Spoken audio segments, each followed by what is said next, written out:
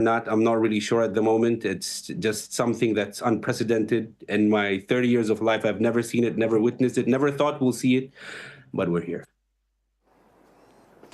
Yeah, and was there a sense of panic in Doha? Were there, I guess there were some alerts warning the public, especially US citizens, being told to stay indoors and take shelter. But overall, across the board, I mean, you work for Doha News. Was there sort of alerts given on public TV for people to be vigilant? Well, social media just had as I said, the alerts that the skies have been closed, and that's it. Everyone thought, it's just a preemptive security measure. Everything is safe. But no one, I'm sure no one in Qatar expected missiles flying over their heads in clear view. No one expected to hear sounds of missiles. No one expected shrapnel. There's been a bit of shrapnel falling in a few people's houses. But so, as I said, we were warned, but we didn't think we'd be seeing this at this level tonight. OK, Ali, we'll have to leave it there. Thank you very much for joining us. It is my pleasure. Thanks so much. Let's just bring you up to date on the developments of the last hour or so.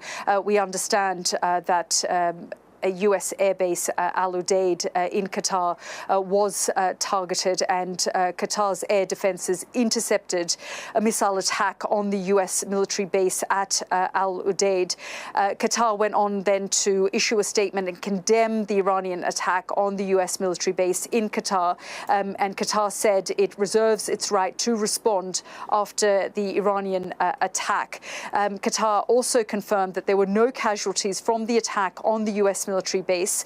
Iran's top security body said armed forces used the same number of bombs that the US had used in attacking Iran's nuclear facilities. And while for a moment there with that statement made by the Qataris, it felt like things had escalated and ramped up after Qatar said it reserves its right to respond after the Iranian attack, Iran's top security body came out and said that the US base was far from urban facilities and residential areas in Qatar, indicating that they weren't targeting Qatari citizens or residential areas or public places, that this was a direct strike on a US military base. There are a number of military bases in Qatar. It's also the headquarters of the US Central Command, where much of the operations over the last week have been directed from. So a particular focus for the Iranians as they've been upping their rhetoric over the course of the last 24 hours, saying that they are going to respond in an aggressive way. And let's just take you now to the Commons, where the Armed Forces Minister Luke Pollard is on his feet. Let's just have a listen to what he had to say. Thank you, Madam Deputy Speaker. Members of the House will be aware of the news breaking in Qatar of reports of explosions at 19:35 local time. This is a fast-changing situation, and we are monitoring it closely. Members will also understand that I will not be able to give details at this stage, but the UK government utterly condemns any escalation. We have put force protection measures at its highest level to safeguard our personnel in the region.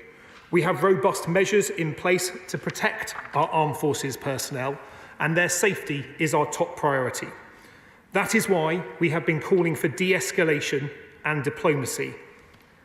Madam Deputy Speaker, Mr. Deputy Speaker, I'm sure you'll understand that I'll be trying to keep this statement short to return to the Department to be fully briefed. However, there's a number of developments that I wish to update the House about in the meantime. Earlier today, the Foreign Secretary made a statement updating the House on the military action undertaken by the United States, who conducted airstrikes against 3 Iranian nuclear facilities, Fordo, Natanz and Isfahan. No British forces were involved in these US strikes, but the UK and the US share an ambition that Iran can never be allowed to develop a nuclear weapon, and has taken action to alleviate that threat.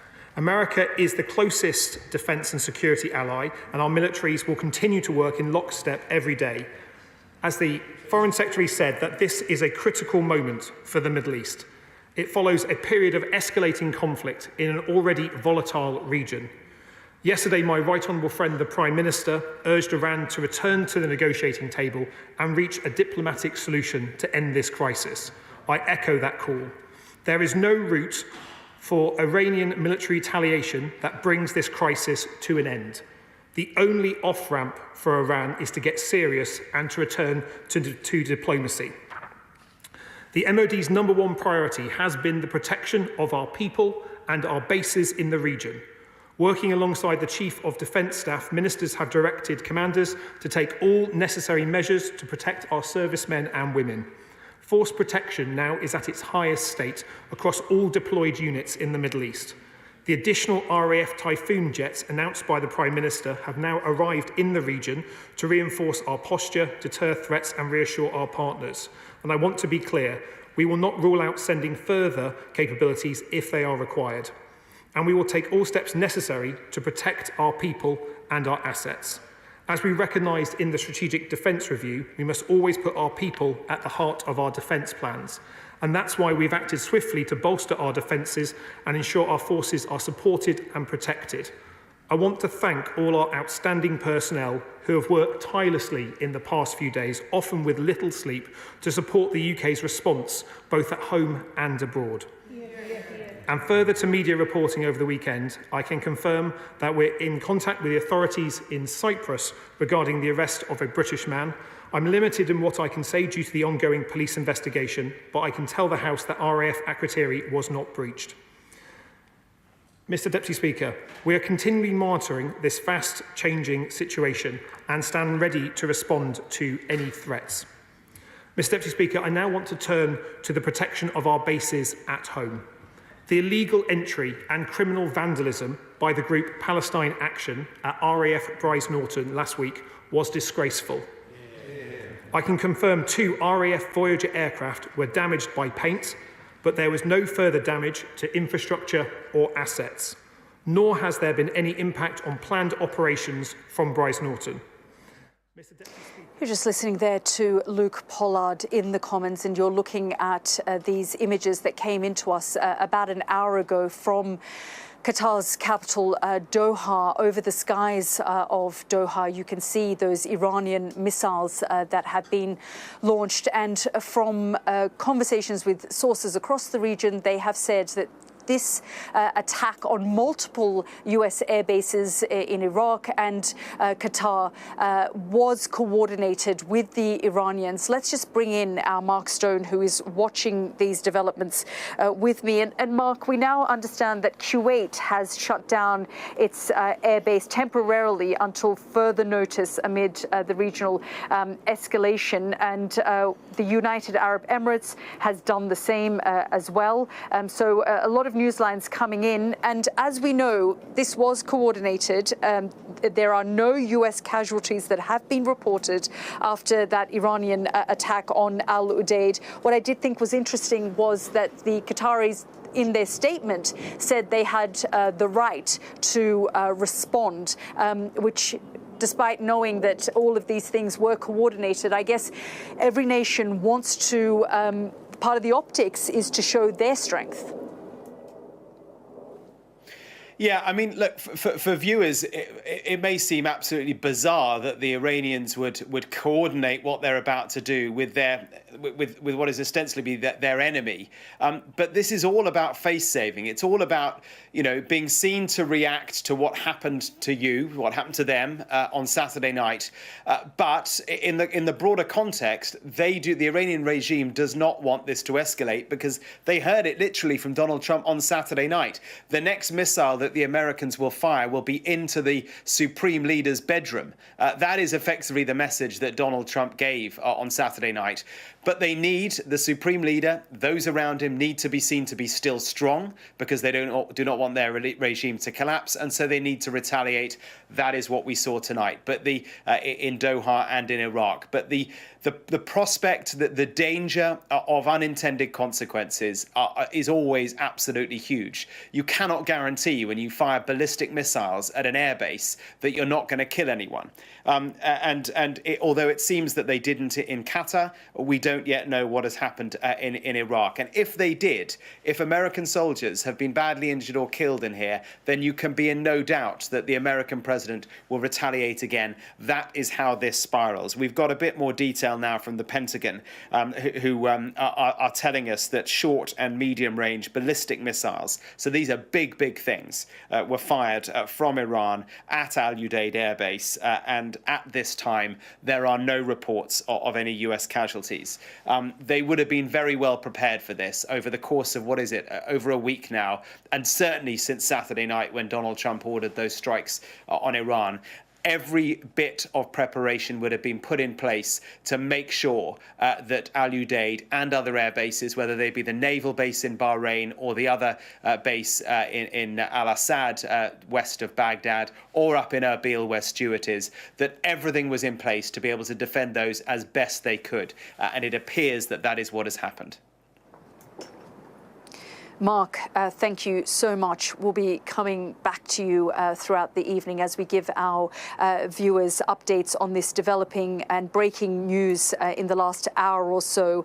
Qatar's air defences intercepted that barrage of missile attacks on US military bases, the US base of Al Udeid. Now, what we understand is that there are no casualties. We also understand from our sources that this was a coordinated, pre-planned attack where an attempt to not just have Iran retaliate, but to also save face in a controlled way so that there would be no casualties. Iran's top security body says the armed forces used the same number of bombs that the US had used in attacking Iran's nuclear facilities. Stay with us for our live and continuous coverage. We'll be back in the next few minutes.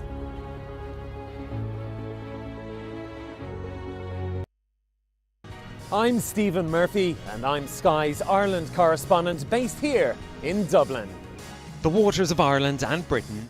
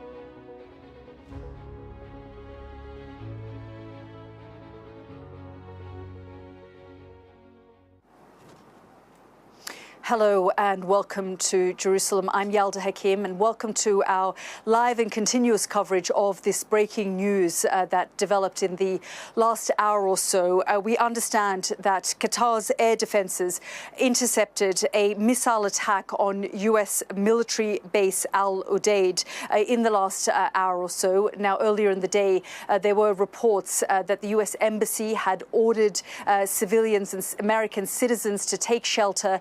The Qatari airspace closed and news emerged that the Al Udeid base, a US base in Qatar, was facing threats since yesterday about noontime. And you can see now the images that emerged from the Qatari capital, Doha, over the skies of Doha, those barrage of missiles that were launched from Iran over the skies of Qatar. Now, Qatar says the air defences intercepted the barrage of missile strikes over their skies. They also condemned the Iranian attack on the US military base in Qatar, and they said that they reserved the right to respond after the Iranian attack. That, for a moment, felt like the situation had escalated. And then, of course, Iran's top security body confirmed that they had launched the barrage of missiles, but they also said that the US base was far from urban facilities and residential areas in Qatar. And the Qataris then confirmed that there had been no casualties in that attack. Now, sources that I've been speaking to throughout the day gave us a heads up that this may be coming, an attack on US bases in Qatar, that they were on high alert, but this was coordinated between the various sides so that it would minimize the casualties because, of course, despite the attack that the US president launched on Iran in the last 24 hours, where they hit the 3 key nuclear sites in Iran, and Iran then used quite strong language saying that they would respond to the aggression by the United States at a time and place of their choosing. We've now seen the response there over the skies of Qatar. We were reporting earlier that a base in Iraq had also been hit, but we now have confirmation that only that base in Qatar has been hit. No Iranian attack has been recorded at any other US base other than Qatar. That's based on what US military officials have told the Reuters news agency. So while we were reporting that we understood that a base in Iraq had been hit, it does appear, based on what US military sources are saying, that it was just this Al Udeid base in Qatar that was hit. The Iranians have confirmed that they have launched these strikes over the skies of the Qatari capital, Doha, and civilians across the region have been told by their governments to be on high alert. We've heard sirens blaring over Bahrain, Kuwait. The United Arab Emirates has closed its airspace as well. So the entire region is currently on edge. Let's bring in our Mark Stone, who joins us from Washington. And Mark, I don't know if the US president is still in the Situation Room, but when we last spoke, he was monitoring these developments. And from what we understand, based on conversations I've had with sources, this was a coordinated attack to ensure that we wouldn't see any military personnel killed as a result of this attack. Coordinated, but still very, very, very high jeopardy, because the prospect of a miscalculation, even if this was an attempt by Iraq to be seen to respond but not to actually escalate the situation, even by doing that, by responding in a somehow back-channel coordinated way, a wink here, we might do this, so prepare for it. Even then, the prospect of something going wrong is very, very high. What is clear at this stage, and this is all developing still, is that it appears that there was just one series of airstrikes by the Iranians on the American airbase just to the south of the Qatari capital, Doha. 6 short and medium range missiles were fired at the airbase. At the same time that this was happening, the Iranian state television said that it had begun an operation that it was calling Glad Tidings of Victory, and that they were targeting American air bases in Qatar and in Iraq. So the expectation was that the Al-Assad air base in Iraq, or perhaps the air bases in Erbil in northern Iraq, in Iraqi Kurdistan, were to be targeted too. At this stage, at just gone 2 o'clock here in Washington, it appears the case that the Iraqi air bases have not been targeted, although the Iraqi government did temporarily close the airspace over Iraq. I was just looking at the flight tracker radar, and the whole of the Gulf region and the whole of Iraq is pretty much free of all commercial airliners at the moment, which would seem sensible given what's going on in the skies. But it does appear the case that this attack has been both coordinated, as your sources were telling you just an hour or so ago, now also confirmed, incidentally, by the likes of the New York Times, but also that the attack does not appear to have caused any casualties or deaths to US troops. This is almost a mirror image, but with greater jeopardy from what we saw back in 2020, Yalda, when Donald Trump made a decision that was seen by some to be reckless back then. It was certainly audacious, to assassinate with a drone the head of the Quds Force of the Revolutionary Guard of Iran. Iran's top general, Qasem Soleimani, was taken out by Donald Trump in his first term.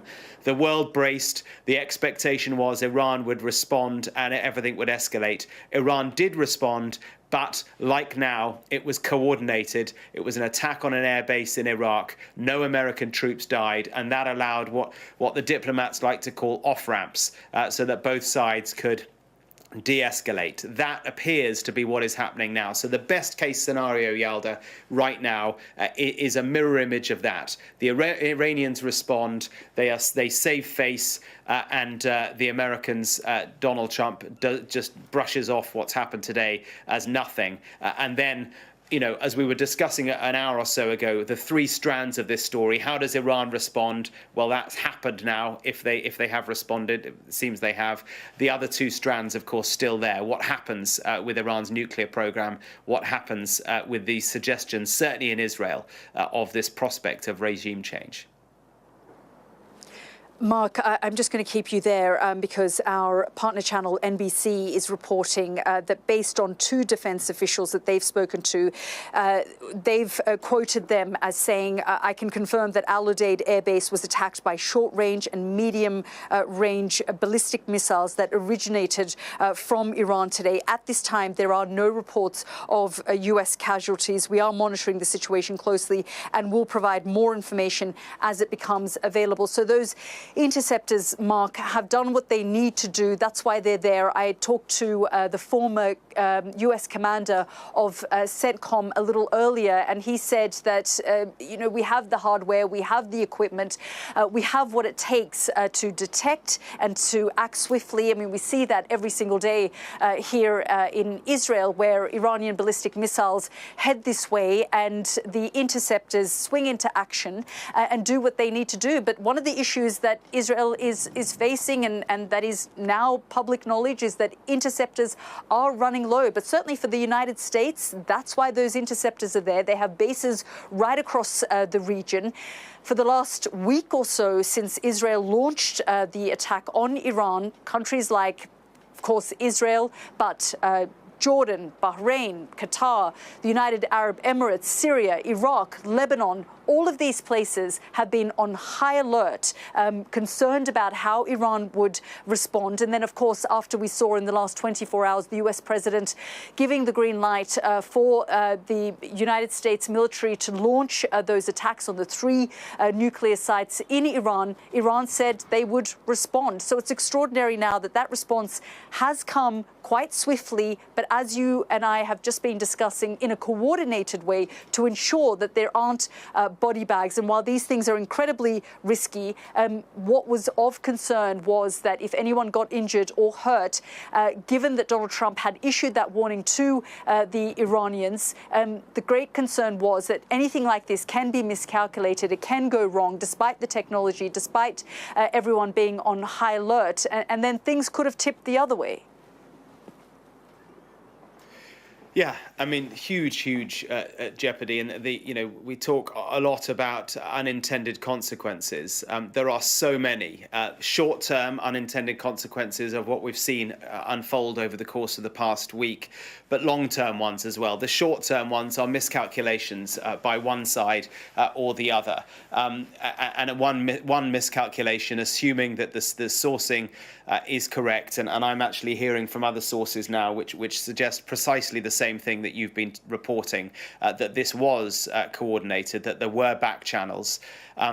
Notwithstanding that, the prospect of something going wrong and still Americans or Qataris or Brits or others being killed by these Iranian missiles, that would force a response by whatever country was impacted. So that's how it goes wrong. And then the longer term unintended consequences, which I guess are for broader discussion later, but the longer term ones are what is the plan for the day after? I mean, it seems to be the case now that if with the Americans did what they did on Saturday night, the Iranians have now responded. We're seeing that unfold now. Let's assume that then draws a line under that.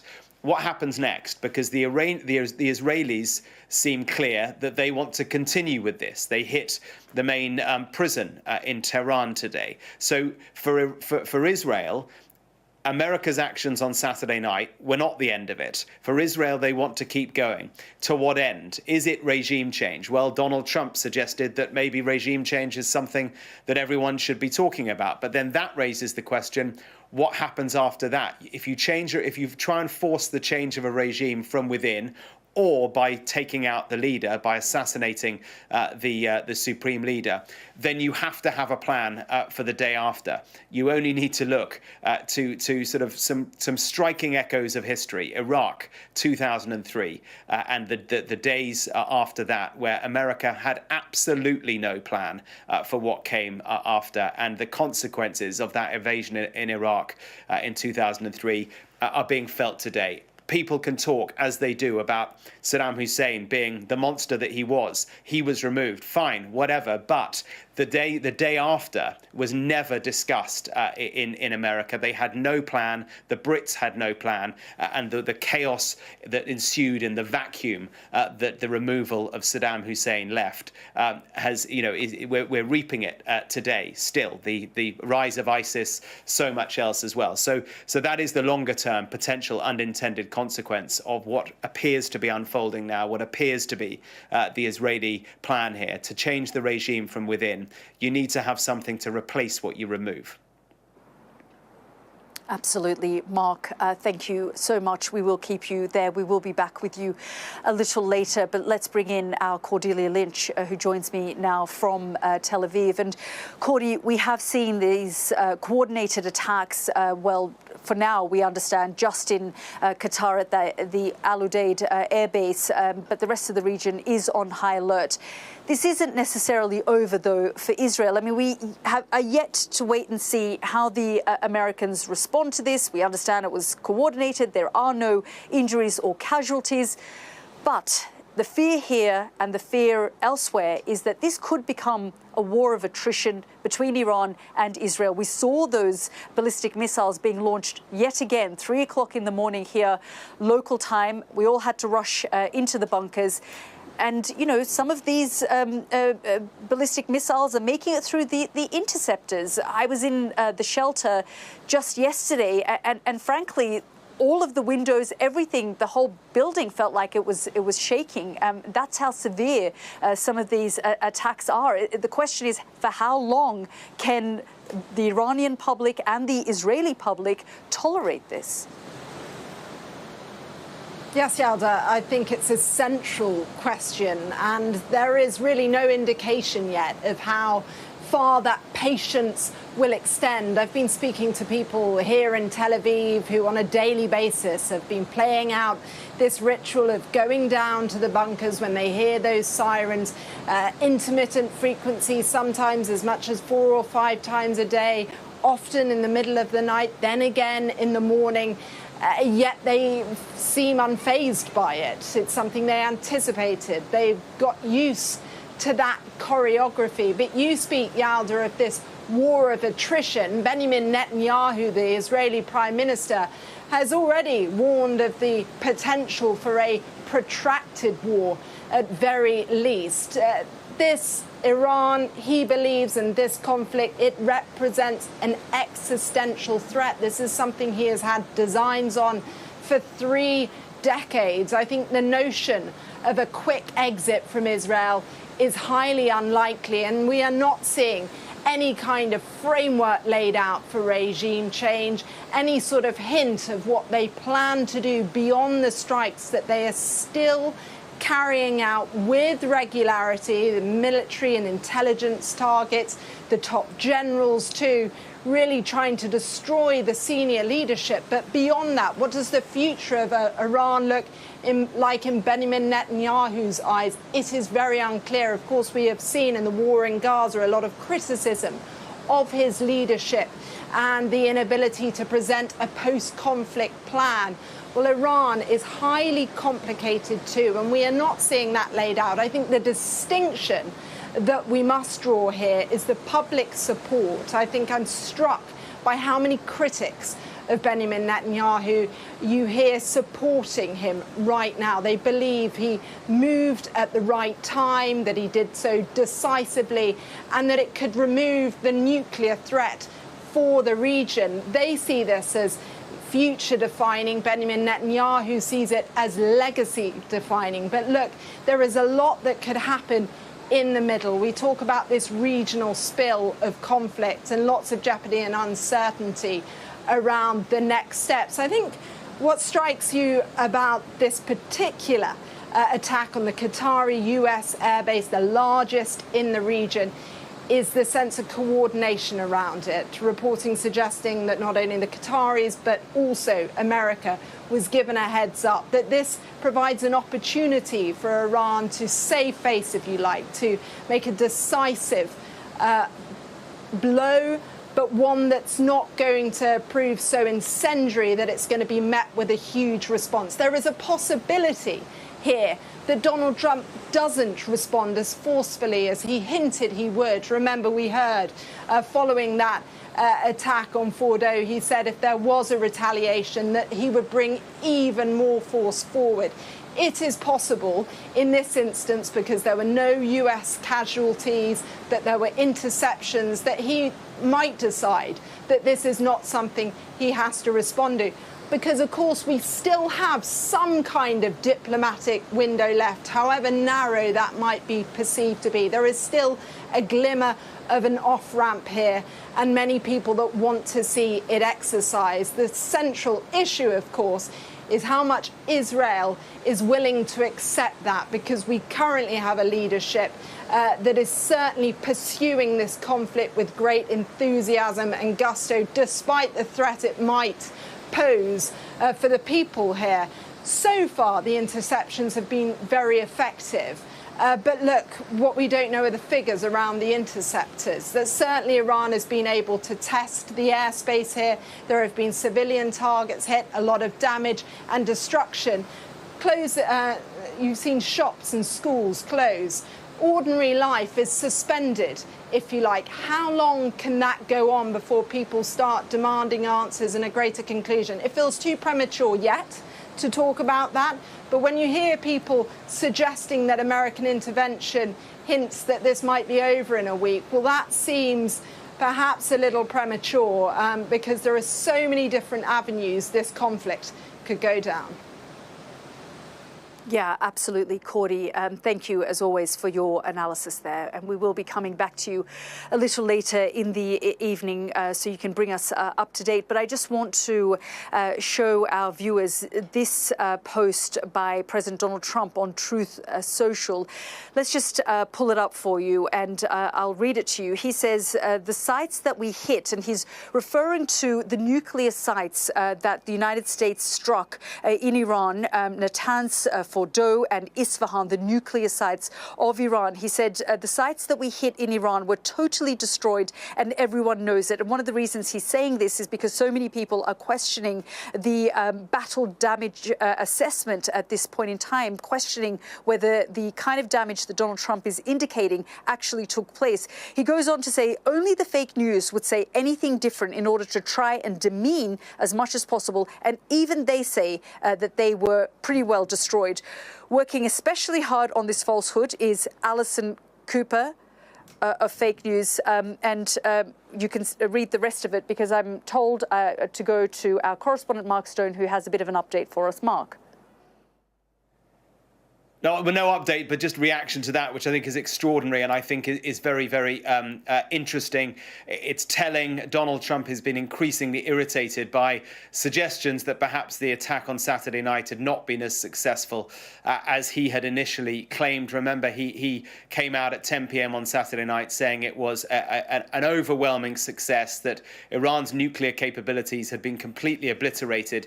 But then by the morning, his own staff, his top general, was saying it was far too early to tell what the battle damage assessment had been, and so he wasn't prepared to be drawn on the extent to which Iran's nuclear ability had been wiped out. And then even J.D. Vance, the vice president, was speaking to NBC yesterday and said that it would take quite some time to dismantle Iran's nuclear capability. So Donald Trump firing back at the fake news, firing his criticism at all of us indirectly, and individuals as well. Alison Cooper, that's Anderson Cooper of Fake News CNN.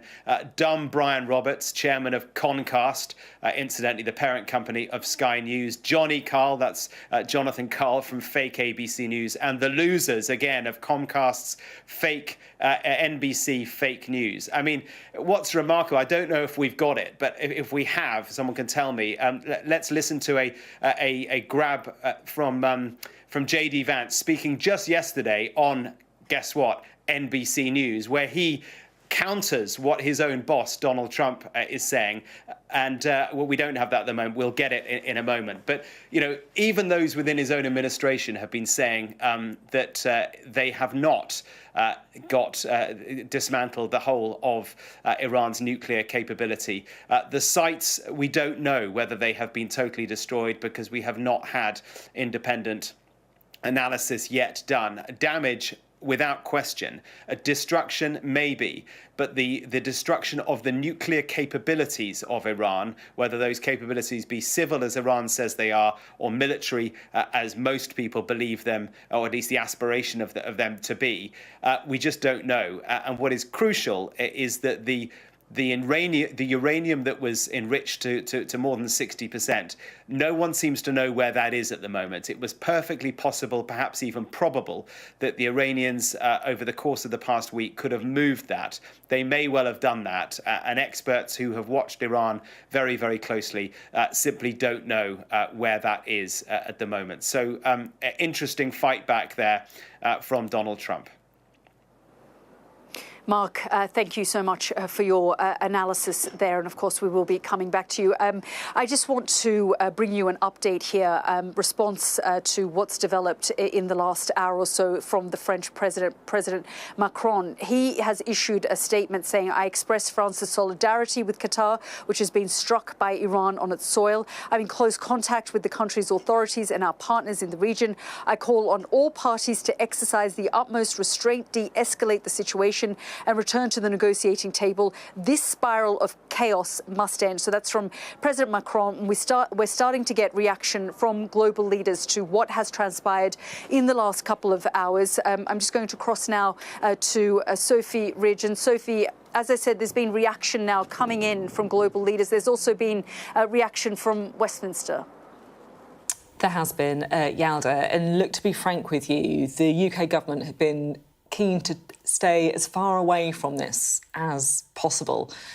for them. Yes, they know that inevitably they are seen as a key ally of the US. They don't want to say that they disagree with the actions, which is why, for example, that they've been saying that they agree with Donald Trump that Iran needs to stop developing a nuclear weapon. But they are very, very cautious, and they want to, if at all possible, not get dragged into what they see as a conflict that is escalating. We have had some reaction to the attacks from the Defence Minister, Luke Pollard.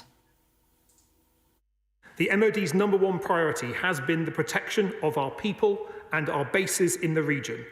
Working alongside the Chief of Defence Staff, ministers have directed commanders to take all necessary measures to protect our servicemen and women. Force protection now is at its highest state across all deployed units in the Middle East. The additional RAF Typhoon jets announced by the Prime Minister have now arrived in the region to reinforce our posture, deter threats and reassure our partners. Luke Pollard speaking with there. Well, let's get a bit more analysis on where this all leaves the UK. We've got Sky's Deputy Political Editor, Sam Coates, with us. Sam, what do you make of how Keir Starmer and the Cabinet have been reacting? So you can see them walking this tightrope. It's a tightrope that sees the Prime Minister and ministers back the ends. They agree with the US that Iran should not get nuclear weapons, but does not explicitly back the means, leaving open much conjecture that actually the UK private legal advice to the government is that this is not a legal conflict, and therefore the UK cannot join in and cannot allow its assets to be used, particularly Diego Garcia, as part of this military effort by the US. And so you have this sort of slightly weird messaging. When David Lammy appeared in the Commons earlier, he was at pains to say that the UK is not involved in this conflict. But at the same time, ministers do not want to look like they're going to be caught short-footed. So I just want to play you, first of all, a little bit of that Defence Minister Luke Pollard, who was talking a little bit later about what would happen if, for instance, UK interests were threatened. And I want to be clear, we will not rule out sending further capabilities if they are required. And we will take all steps necessary to protect our people and our assets. And I think the point of that is to sound like they are kind of on the front foot, but I'm not expecting the UK to actively participate in anything. In fact, you know, when messaging where the UK stands, the idea that Britain is not involved is quite high up, and we heard that time and again from David Lammy. Where the UK is heavily involved is trying to protect UK citizens, particularly those who are in Israel. You have some in Iran, for instance, who are very hard to find, but there is a big effort underway to start to evacuate, initially the most vulnerable. Here's David Lammy. I can confirm to the House that a Royal Air Force A400 has flown in to Tel Aviv and taken 63 British nationals and their dependents to Cyprus, from where they will be brought home this evening. Further flights will follow in the coming days, security allowing. There are just over 4,000 British nationals that have registered their interests following our appeal last week, and we would estimate that somewhere between 15 to 25% of them indicate, this is following the pattern in previous crises in Israel and in the region, take up the offer of British assistance to leave. Let's discuss this a bit further. We can bring in Sky security and defence analyst, Professor Michael Clarke, joining myself and Sam Coates as well. Just firstly, before we talk a bit more about the UK involvement, how serious is the situation now? None of this helps, but from a military perspective, there's a lot of sound and fury indicating not very much, because Al Udeid, the base in Doha that was attacked, or base just west of Doha, is symbolically very important. It's America's biggest base in the Middle East, 8,000 American personnel. There used to be 10,000, it's about 8,000 now. It houses the biggest air wing in the world, the 379th, the Expeditionary Air Wing, a lot of aircraft. It's called a CAOC centre, which is a communication and airborne control centre. And it is America's main base for CENTCOM, Central Command. So it ticks lots of boxes as being the centre of American power in the Middle East. It's also extremely well defended. For that reason, the Qataris can take some credit for helping in the defence, but of course the defence is mainly American. And to give advance warning means that nothing is going to get through. And if something did get through, the chances are it would hit sand because it's a very, very big base. So it's pretty safe in a military sense to attack Al Udeid. But of course, symbolically, you're making the move. And there's also reports, but we can't get any other details on yet, of the Ansar al-Assad base, American troop base in Iraq, also being targeted, and also no casualties. So it looks as if the Iranians have chosen a couple of targets, made sure that no damage was really caused. It's very ritualistic. And that's typical of the IRGC. The indications are that Ayatollah Khamenei is, they say, sheltering or in hiding, to you and me, and that he may have devolved decision-making to the IRGC, to the Iranian Revolutionary Guard Corps. They certainly won't be passive. They're not pragmatic in the way that he tends to be pragmatic. And they will certainly want to do something. So this has got the hallmarks of the IRGC all over it, but it offers plenty of ways out, depending on how the Americans now respond. Well, this is Puts the ball back in Trump's court. You're going to be sensible and leave it, or you're going to go berserk again, and then we'll see where we are. That's their challenge to him. You see, that's the thing, isn't it, though, right? If you say that this is quite carefully done by the Iranians, it's a response, so they save face.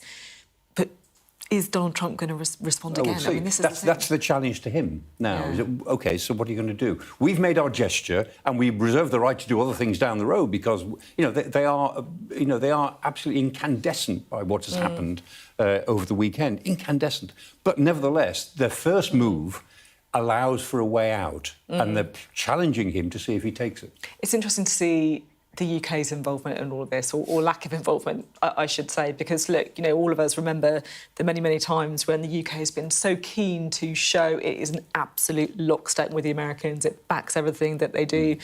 We are willing to show support or send troops or whatever it is. This is different. There are three big things, I think, about events the last 7 days. The first is that Keir Starmer misread Donald Trump in interviews, including with our Beth Rigby last Tuesday. He was saying, no, Trump isn't about to escalate and fire missiles at Iran. He is wrong. The German Chancellor got it right. He was giving interviews at the same time, but Keir Starmer got it wrong. How did that failure of intelligence? They were sitting next to each other. Well, how did he get that wrong? The second thing is that clearly Trump does not feel the need to listen to the counsel of Keir Starmer. Keir Starmer has been urging de-escalation, along with France and Germany, plenty of other European countries. It seems to have played no role in Trump's decision to go for it. And the third thing, I am suspicious around, or interested, should I say, around the decision by the Americans not to use and not to request Diego Garcia base be used. It's closer than where the bombers ultimately came from. It could well be the case, I wonder whether it was the case, where quietly the Americans were told by back channels that if asked, Britain would refuse to allow Diego Garcia to be used as a staging post for this conflict. And rather than create a public diplomatic rift, they just decided to go from the American base instead, which is further away, and refuel in the air. Now, if that is the case, do we think Donald Trump's going to remember or just forget and shrug it off? I enjoyed your correction from suspicious to interested there, by the way. Do you think that is viable, that's why they didn't use Diego Garcia? Well, I think they may have realised that it would put Britain in a difficult position, and they need Britain's support for other things, or they'd like Britain's support for other things. So why make a problem of it in this case? But also, it's a demonstration from America's point of view that they can leave their base at Whiteman Air Force Base in Missouri and fly anywhere in the world and drop bombs and fly back again. They don't need foreign bases. And that's one of the things about the B-2, is that it is a global bomber with refuelling. And it was a demonstration of that as well. And they also took the opportunity to send some B-2s to Guam. They said as a distraction exercise, but it wasn't really a distraction. It was to show the Chinese we can do that as well. I guess that's the thing. How needed is the UK in all of this? We've been talking an awful lot about how the US might respond here. And really, as we were just saying, the ball is in Donald Trump's court. Let's bring in Mark Stone now, shall we, from Washington. Mark, I guess that is the big questions over to the US. Yes, we know Donald Trump's been in the Situation Room. He was in there at 1 o'clock. He would have seen the images unfold over the night sky of Doha. It became clear quite quickly from US officials that there have been no injuries or deaths as a consequence of the Iranian attack on Al Udeid Air Base. We also now have growing levels of confirmation that there was some coordination done, certainly between the Iranians and the Qataris. Remember, the Iranians and the Qataris are relatively close. There is it has a pretty unique position in the sense that, and we've been talking about Qatar in the context of Hamas and Gaza. They talk to all sorts of different people on different sides. And there was, we understand, coordination between the Qataris and the Iranians before this attack took place. If the Americans weren't involved in that coordination, and what I'm being told is that they were, and we know that Steve Witkoff, the Middle East envoy for Trump, has been indirectly talking to the Iranians. Even if they weren't directly in contact, then of course the Qataris would have told them. So all the preparations were in place to be able to counter this Iranian attack, and that there on the screen is the counter-attack. It is the Qatari and American missile defense systems over the night sky of Qatar, taking out those Iranian short and medium-range missiles that could have caused significant damage. Combine that with the fact that the Americans moved all non-essential staff out of the area. They would have had maximum force protection in place to prevent any casualties. And maybe, just maybe, the Iranians would have fired the missiles at coordinates where they knew they wouldn't actually kill Americans, because all of this is about saving face from an Iranian perspective, in the knowledge that Donald Trump said at the weekend that effectively that he would fire a missile through the Supreme Leader's window if he did anything massive. He knew that, but they needed to save face, and so a coordinated response does just that. And to use the diplomatic language, it provides for an off-ramp. So maybe a line can be drawn under this.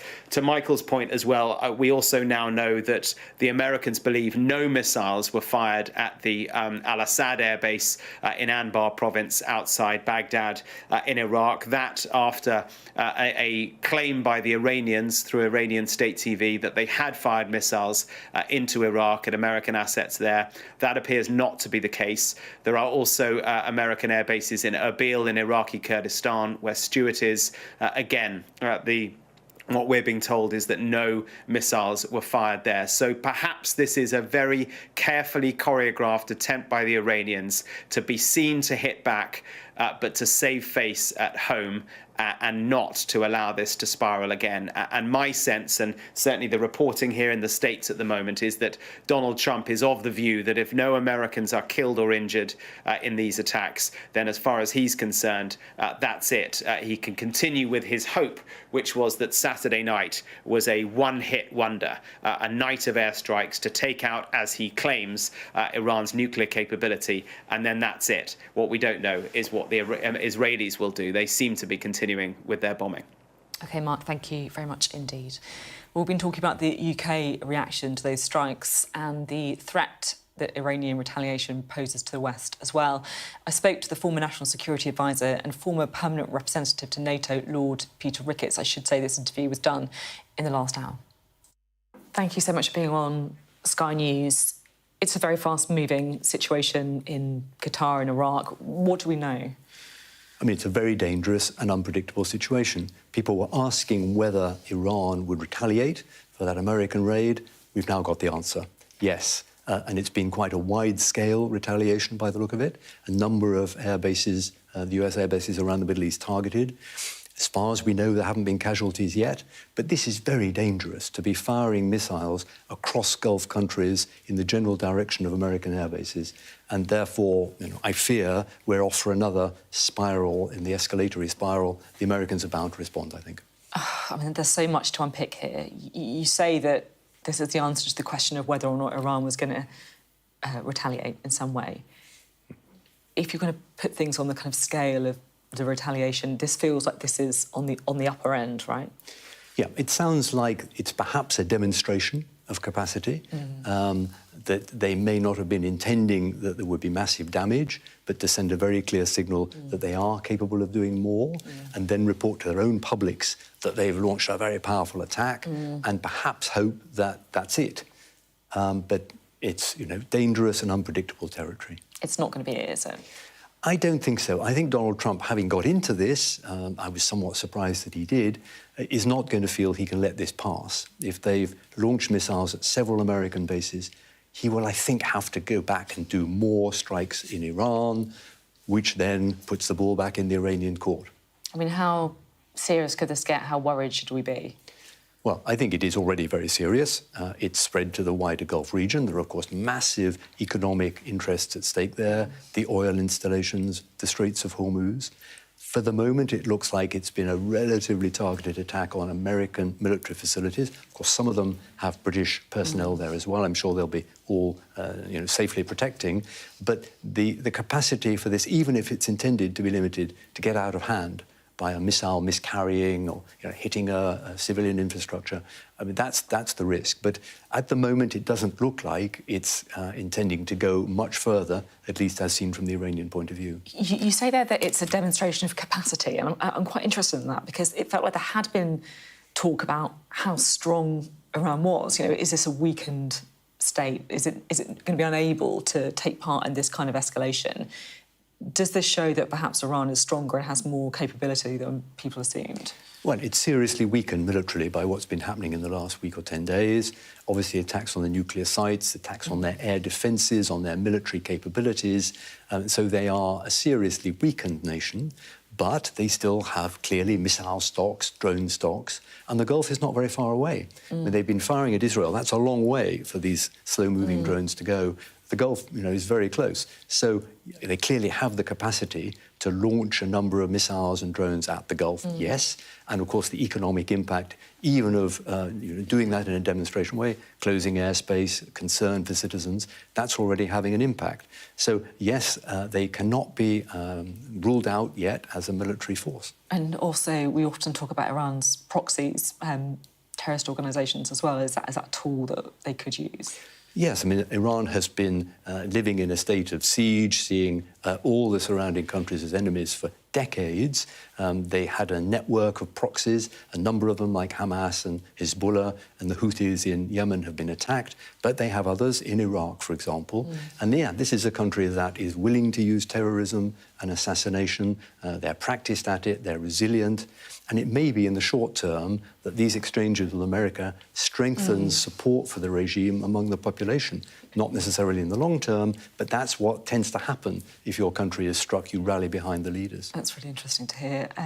You mentioned there about UK, people from the UK being at some of these bases. How at risk is the UK here? And we've obviously stayed out of it so far, but are we at risk? Well, we have not been part of these attacks. That's been very clear. Indeed, David Lammy was talking to the Iranian foreign minister just the day before Trump launched his attacks. So I think the Iranians will see us as interested in continuing a discussion with them, not on the warmongering side. But all that said, there are British personnel, civilian and military, all around the Gulf. There could be collateral damage in a strike aimed at the Americans. And of course, in a deep sense, Britain is seen as an American ally. So I don't think we are completely cut off from this. I don't think it increases the direct threat to the UK itself, but it is a time of real worry when we're already, of course, also under threat from the Russians over Ukraine. Do you think that the UK government, Keir Starmer, David Lammy, have played it right so far? I do. I think they were right not to be involved in the attacks. I think they were right to maintain the channels to the Iranians, because at some point this fighting is going to be over, and then we have to get back to some sort of a negotiation. If we just leave Iran isolated, hostile, wounded in the Middle East, then they will go underground, literally, for a nuclear program. They'll probably leave the Non-Proliferation Treaty, lifting all international constraints on them. So we've got to avoid that, and therefore I think the British approach of saying we need to be thinking about the longer term here is right. At the beginning of the interview, you said that you were surprised by Donald Trump's action against Iran. Just explain what you mean by that. Well, Trump was elected as a man who ends wars and does deals. And here he is joining in another Middle East war, I think against the instincts of a lot of his own supporters. He's thrown the idea of a deal out of the window by doing this.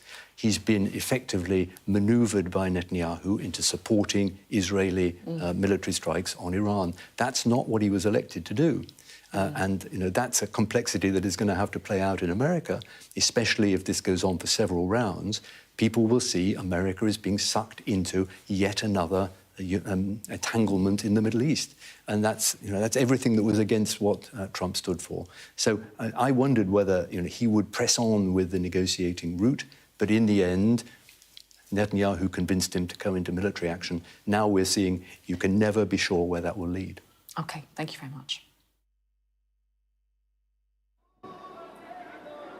Welcome back to Jerusalem. I'm Yalda Hakim, and we are continuing our live and continuous coverage of the breaking news that we've seen in the last couple of hours, with Iran launching a series of missiles towards the state of Qatar. They say the intended target was the US base Al Udeid, but we did see those missiles over the skies of the Qatari capital, Doha. You're looking at those images now, and we understand interceptors did what they needed to do, and those missiles were shot out of the sky. There have been no casualties whatsoever, but we understand Donald Trump is monitoring the situation from the Situation Room. Also, sources that I've been speaking to say this was a coordinated attack where all parties were aware before it took place that it was going to take place in order to minimize injuries and casualties. Let's speak now to Dr. H.A. Hellier, Senior Fellow in Geopolitics, International Security and Middle East Studies at the Royal United Services Institute. Thank you so much for joining us here on the programme. So this is now Iran's response, a series of missiles being launched in what, from my understanding and from those sources that I've spoken to on all sides, this was coordinated and a pre-planned attack. Well, thank you, Yalda, for having me on the program. I would say this is one of Iran's reprisals. I suspect that we will see a much longer frame in terms of how Tehran responds to the attacks of the weekend. In the same way that you saw after the killing of Qasem Soleimani, an initial reprisal for, the cameras, as it were, theatrical, as what you saw today. But I think that there'll be a longer reprisal that takes place over the coming months and years. The question is whether or not the United States will respond to this particular reprisal, this particular attack. All the reports I've seen thus far indicate that no, they won't, that they also see it as theatrical and does not require a response. I hope that is the case, because the spiral of violence and destruction only leads to more violence and destruction. There's no such thing as de-escalation through escalation.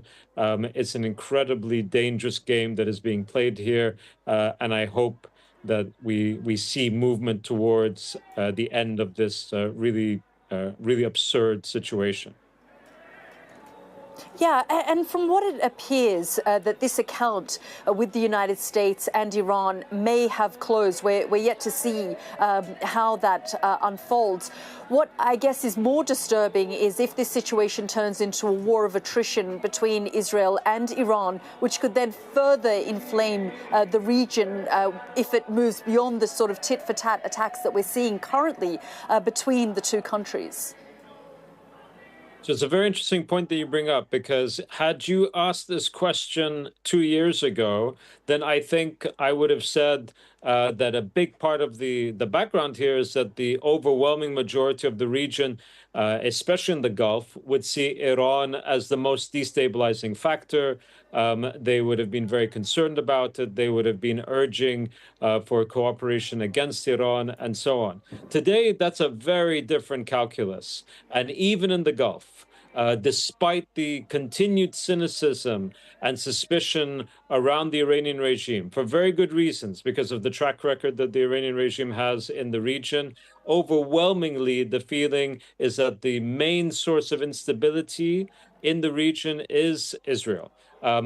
the war on Gaza over the past 20 months, the invasion, occupation of Lebanese and Syrian territory, and now the quote-unquote blowing up of the negotiations between the Iranians and the Americans and strikes on Iran.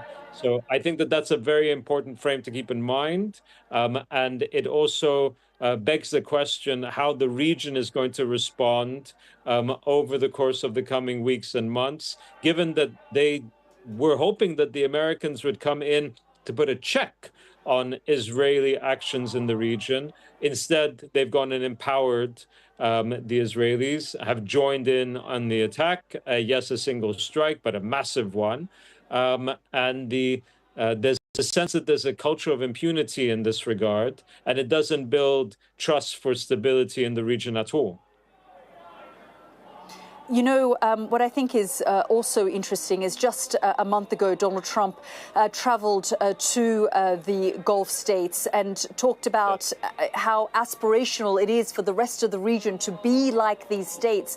Now, of course, we know that Qatar has good ties, not just with the United States, but with Iran and its leadership as well, and has in different points in time been almost like a go-between, certainly when Donald Trump was concerned about these assassination threats against him. And yet tonight, even if this is for theatrics, Qatar is one of the safest places on the planet where we have seen the likes of Hamas leadership operating out of there. The Taliban had and has an office there. And yet we are seeing, whether or not it's for theatrics or not, ballistic missiles raining over the skies of Doha. This just shows how on edge this whole situation has tipped the entire region. I think that's a very good observation, but I think it also reminds you that in spite, I mean, if we're going to see more and more statements come out of the Gulf over the coming hours and days, and there's going to be, in my opinion, a constant reminder that they want this war to end. They want Israel to stop striking Iran. They want the Iranians, of course, not to pursue this course of action vis-a-vis targeting American interests in the Gulf. But they also want something wider than that. They want an end to the war on Gaza. They want an end to the suffering in Gaza.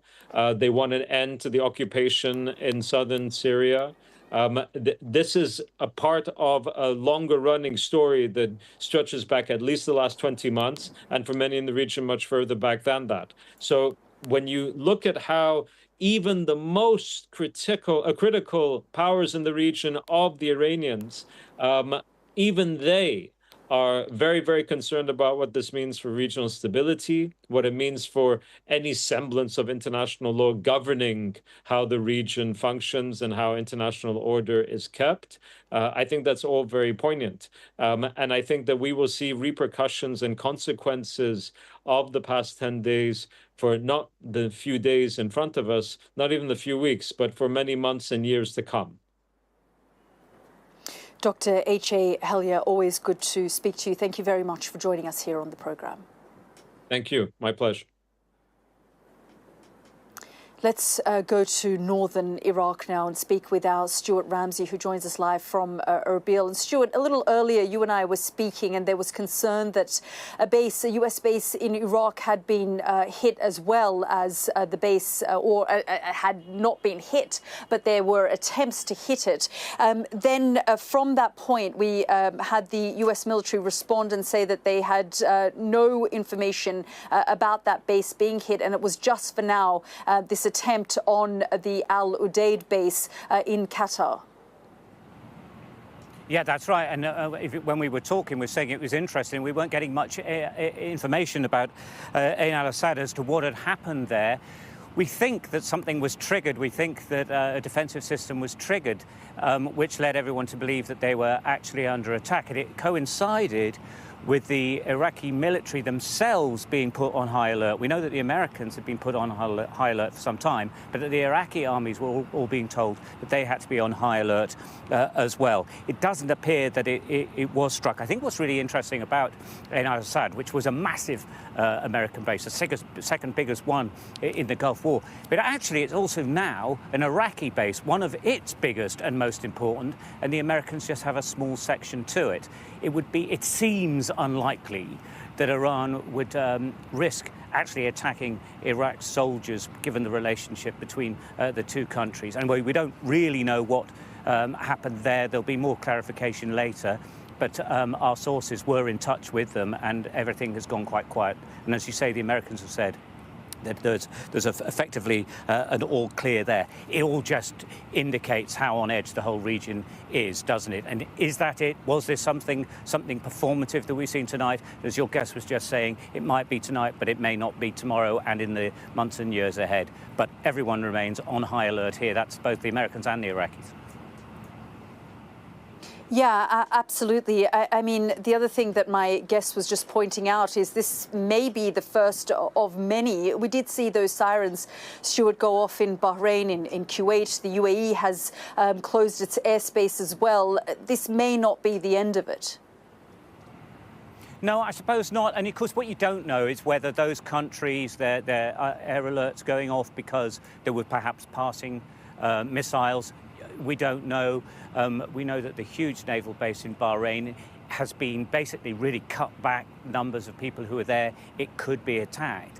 But the indicators that we're getting, aren't they, from Iran and from many local journalists and journalists who are speaking, like you, to contacts, who seem to be saying that this really is it for now. And certainly the indicators from the United States are that President Trump, if it stays as it is, will probably let this one pass. He might not, of course. We'll have to see what he says, what happens in the coming hours. Any more attacks, I think, would change things. And if any American personnel were hurt, killed or injured, then that would change things massively as well. But as it stands now, it seems that this somewhat telegraphed attack has happened, and that all the other high alerts and the air raid sirens and all the rest of it are perhaps just reactions to that very, very high sense of alert that's in all of this region, the Gulf, and the Middle East generally, of course, because what is happening here. And I think one shouldn't forget that despite what might happen between Iran and the United States, Israel and Iran are still going at it, and there's nothing to indicate that's going to stop anytime soon. It's the biggest concern, I suppose, to many of the outside world is watching is whether there's going to be a huge escalation. We'll have to see what comes out of the White House after they analyse what's happened here. Stuart, thank you so much for bringing us up to date there from Erbil.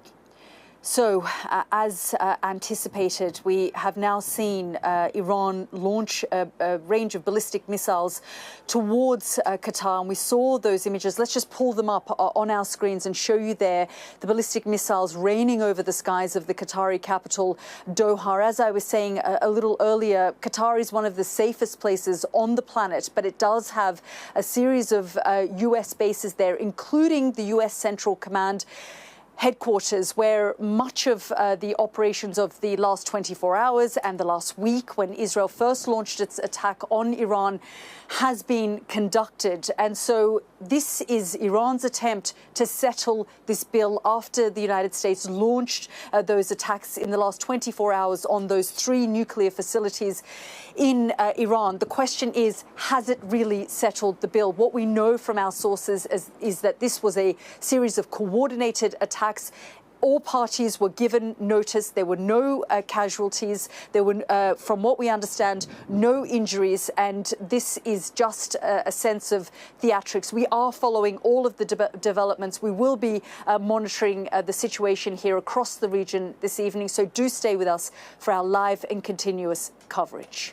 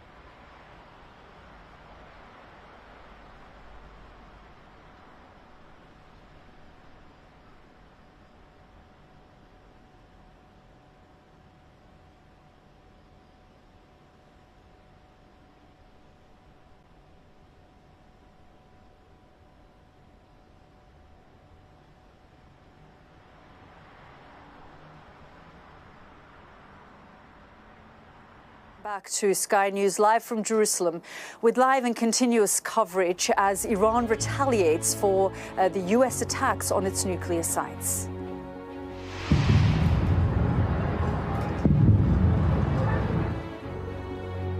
This was the scene in the skies over the Qatari capital Doha earlier, a flurry of missiles aimed at a US airbase. The missiles were intercepted, with reports the attacks were coordinated with Qatar, but with the region on high alert, Bahrain and Kuwait have both closed their airspace. Donald Trump was in the White House Situation Room as the attacks unfolded. His only response so far, a repeat of his claim that Iran's nuclear sites were totally destroyed and suggestions otherwise are fake news. And the UK warns Iran that retaliation will not end this crisis as British nationals are flown home from Israel by the RAF.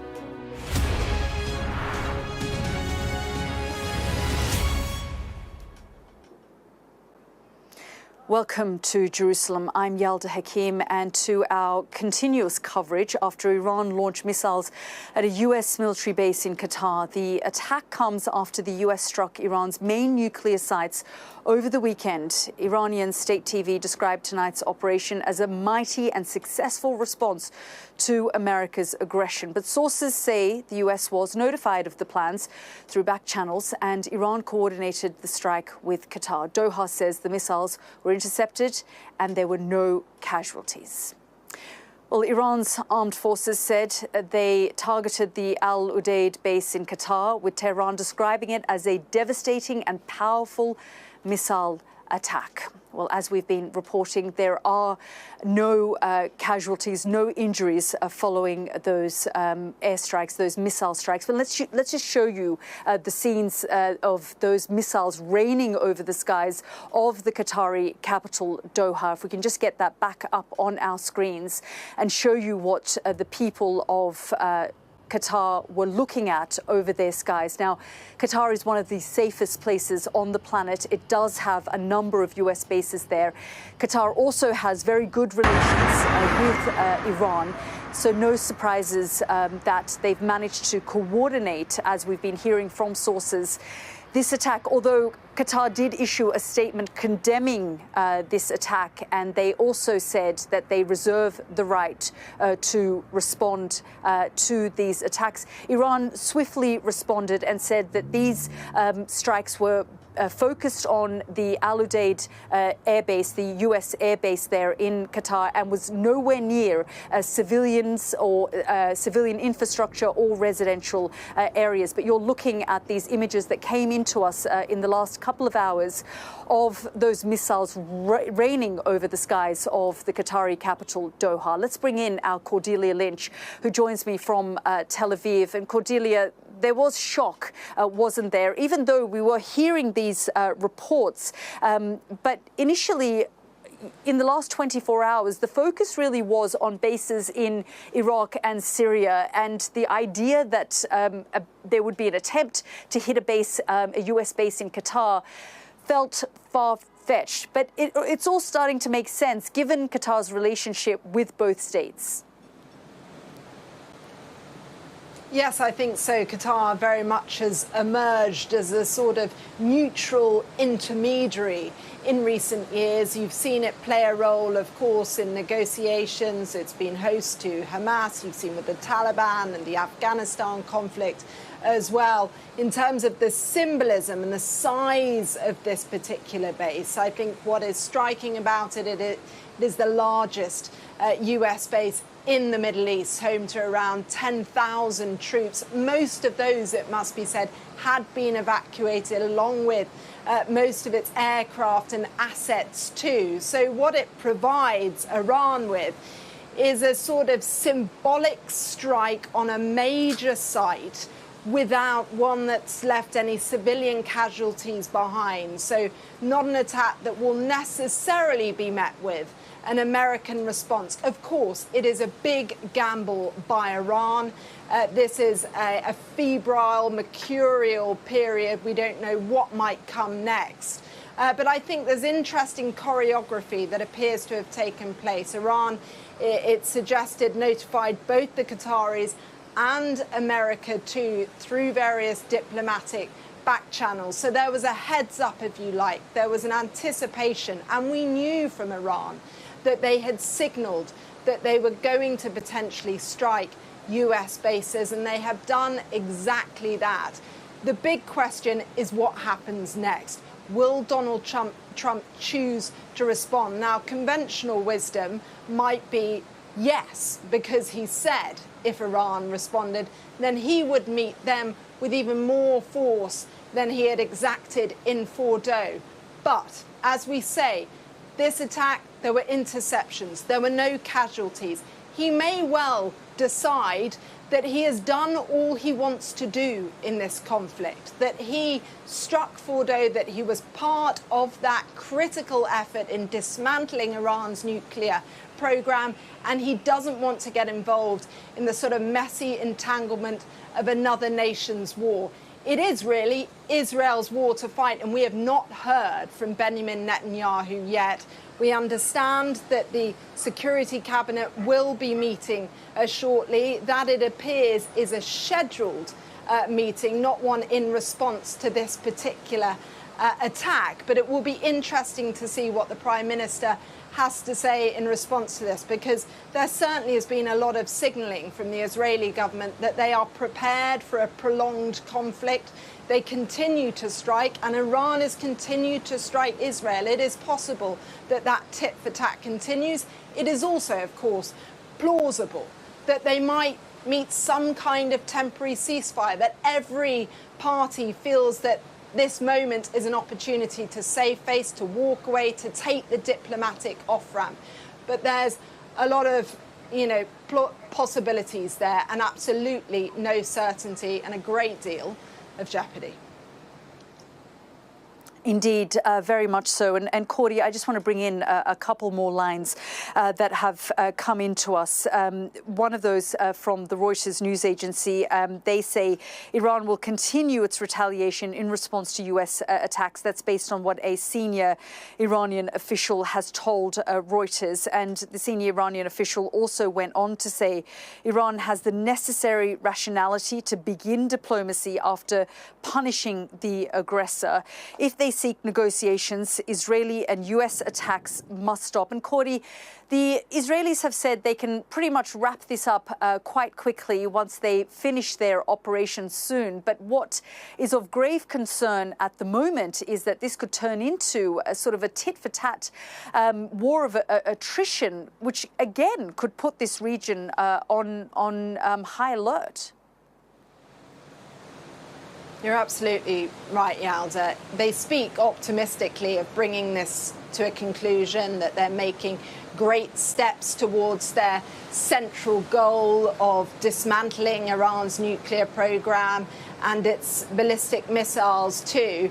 But certainly what we've seen play out on the ground here is day-to-day exchanges between the two sides with no real let up. And so we will have to wait and see if there is any kind of indication from Benjamin Netanyahu that he is committed to a conclusion, to some kind of ceasefire. And if a ceasefire is possible, how long that might extend to. There is a chance that there's some kind of agreement, everybody downs tools, downs arms, but yet we see conflict between the two play out in the weeks, the months, possibly even the years to come. I think from America's perspective, there is certainly the possibility that it doesn't go any further. But we've seen with Israel, it's gone after the senior leadership, the scientists, the nuclear sites, the military sites as well. It may decide there's more still to go after. Lots of the public that you speak to seem to be speaking quite optimistically about a conclusion maybe in a week, they feel. Their hope all being built around kind of America's intervention in all of this. They think the bunker-busting bombs that they brought to this moment will ultimately expedite a conclusion, that they'll be able to solve this and end the existential threat that Iran represents for Israel. But of course, lots of miscalculation possible, a vast region, a lot of players, and a lot of concern, Yalda. Yeah, Cordy, I just want to bring in another line, this one from Iran's Tasnim news agency, and they say that Iran's parliament committee has approved the general plan to suspend cooperation with the IAEA. Now, these attacks in the last 24 hours, frankly, in the last 10 days, when Israel launched these series of attacks on Iran, looking for the right opportunity, and we've heard over and over again from the Israelis that strategically this was the right moment, that Iran had been weakened, its proxies had been decapitated, and this was the moment that they needed to capitalize on. So strategically, everyone seemed to be getting behind Benjamin Netanyahu. Then, of course, the United States launched that attack and was brought into this conflict in the last 24 hours with those 3 nuclear sites being hit. There was a lot of concern about how A, Iran would respond, and B, whether their program had actually been degraded and destroyed. Now, there are many analysts who are saying that actually this will now compel Iran to make that dash for the bomb, to weaponize their nuclear program. And we're now hearing that the Parliament Committee has approved the general plan to suspend cooperation with the IAEA. Yes, and that is, of course, one of the sort of central concerns, is that you might be able to dismantle a program on the surface, but can you, kind of eviscerate the mindset, the ambitions of building something greater in the future? And of course, this is a weakened, but it's also a wounded Iran that feels great indignation at Israel's strikes. The next few months, the years that it might take to develop its nuclear program could well continue. Yes, Israel has dealt an absolutely massive blow. There's been a huge damage to so much of its infrastructure there, but that doesn't prevent it from developing more in the future. We've also had a lot of discussion over the last few days about where the enriched uranium was taken to. There was 60%. Of course, it's the critical 90% that you need to create a nuclear bomb. And most experts estimate they weren't far from that. There's no confirmation yet about the location of that. And so no matter what sort of grandstanding there is, you remember Donald Trump talking about completely destroying Fordo. The language shifted yesterday from the Israelis, who talked more about a bad hit to Fordo. So not the kind of extreme obliteration that Donald Trump spoke of. So there's still a lot more work to do. Will Israel be willing to step back from the brink here? Will they be satisfied that they've been able to make a hugely significant dent to Iran's nuclear program? Will America too feel that they've been a party to it, and so they're able to claim a sort of dual symbolic victory and step away, prevent a kind of protracted war? Certainly we know Donald Trump doesn't want a messy entanglements. He told his base that that was not what he was about. It's what they've come to expect. With Benjamin Netanyahu, it's less certain. This has been an obsession of his for 30 years. He's always spoken of Iran as an existential threat. Will he step back at this critical moment? It is possible. Perhaps he'll look for a swift conclusion. That certainly would play well domestically from those voters, even his critics, who have felt very good about the way he's managed this. It is possible, but that doesn't mean it's the end of the story. Very, very far from it. Yeah, absolutely. Cordy, thank you so much. We'll be talking to you again a little later in the programme and throughout the evening. I just want to bring you up to date because we were reporting that Iran's Tasnim news agency said the Parliament Committee had approved the general plan to suspend cooperation with the IAEA. We've just received some more information now from Reuters, and they said the National Security Committee of Iran's parliament approved the general outline of a bill meant to to fully suspend Tehran's cooperation with the UN nuclear watchdog. That's according to the semi-official Tasnim news agency. And they have cited the committee spokesperson, Ibrahim Rezai. Rezai said that according to the bill, installing surveillance cameras, allowing inspections and submitting reports to the IAEA would be suspended as long as the security of nuclear facilities is not guaranteed. The Parliament still has to approve the bill in a plenary. Let's go straight to our Mark Stone. And Mark, the whole idea of these operations over the past week and a half and the last 24 hours with the United States getting involved was because we were hearing over and over again from the Israelis, even though there was this talk of disparity with the US intelligence community. And we heard that the statement that Tulsi Gabbard gave, and then she rolled back on saying that they weren't out of step with the Israelis, that they did believe that the Iranians were on their way to weaponizing their program.